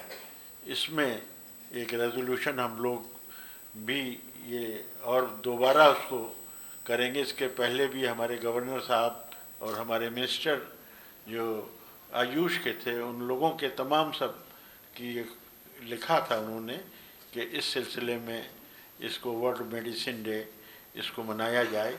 उसकी काफ़ी थी, हमारे और भी मेडिकल कॉलेज के, किंग जॉर्ज मेडिकल कॉलेज के लोग, त्रिपाठी साहब, डॉक्टर और भी दूसरी यूनिवर्सिटी के इंटीग्रल लोग, सारे लोगों की ख्वाहिश थी और आज हमारे अब्बास साहब की मौजूदगी में ये चीज़ें और मुस्तहकम होती जा रही हैं। ये रेजोल्यूशन हमारा ख्याल जल्दी से जल्दी जो है WHO की तरफ हम लोग रखेंगे और रख रहे हैं और लिख के भेजा भी गया है। इसका थोड़ा परसुएशन हमारी इन अथॉरिटीज़ से अगर ज़्यादा होगा तो वो एक दिन दूर नहीं है कि जिस दिन WHO का वो एक्सेप्टेंस हम लोगों को मिलेगा और हम लोग पूरे मुल्क में ये वर्ल्ड मेडिसिन डे के तौर पर मनाएंगे। बहुत मैं शुक्रगुजार हूँ हमारे तमाम स्टूडेंट्स और सारे जो है प्रिंसिपल्स कॉलेजेस के जितने जो तिब से ताल्लुक़ रखते हैं, सारे अथॉरिटीज़ यहाँ मौजूद हैं और इनके बहुत ही इकट्ठा होने से एक नए जो है हम लोगों को एनर्जी मिलती है और उम्मीद करते हैं कि ऐसे अगले साल तक हम लोग अगर ज़िंदगी हयात रही तो इसको और भी ज़्यादा जो हैगा दूर दूर के लोग आने वाले थे। माह सियाम की वजह से थोड़ी सी उनको दिक्कतें हुई, तो आज सारी अथॉरिटीज़ हमारी जो मौजूद हैं, जलवागर हैं और हमारे जितने जो तिब के जो हजरात, हमारे एक्स डिप्टी डायरेक्टर और डॉक्टर अरशद साहब, डॉक्टर तमाम हमारे कवि साहब और भी जितने जो प्रिंसिपल हजरात आए हुए हैं और स्टूडेंट्स आए हैं, सब मैं उनका बहुत मशकूर हूँ कि उन्होंने ऐसे रमज़ान के मौके पर तशरीफ़ लाकर इसको जो है जलसे को कामयाब किया। और मैं फिर दोबारा जो यूनानी के सिलसिले में जो काविशें हैं वो यहाँ से तहैया करते हैं कि ज़्यादा से ज़्यादा हो। हमारे तनवीर साहब जो तशरीफ़ लाए हैं पटना से, उनकी जो इन्फॉर्मेटिव जो लेक्चर है वाकई में काबिल तारीफ़ है और ऐसी लेक्चर ज़्यादा से ज़्यादा होने चाहिए जिससे हम लोग को इस्तेफ़ादा मिले। बहुत बहुत शुक्रिया साहब।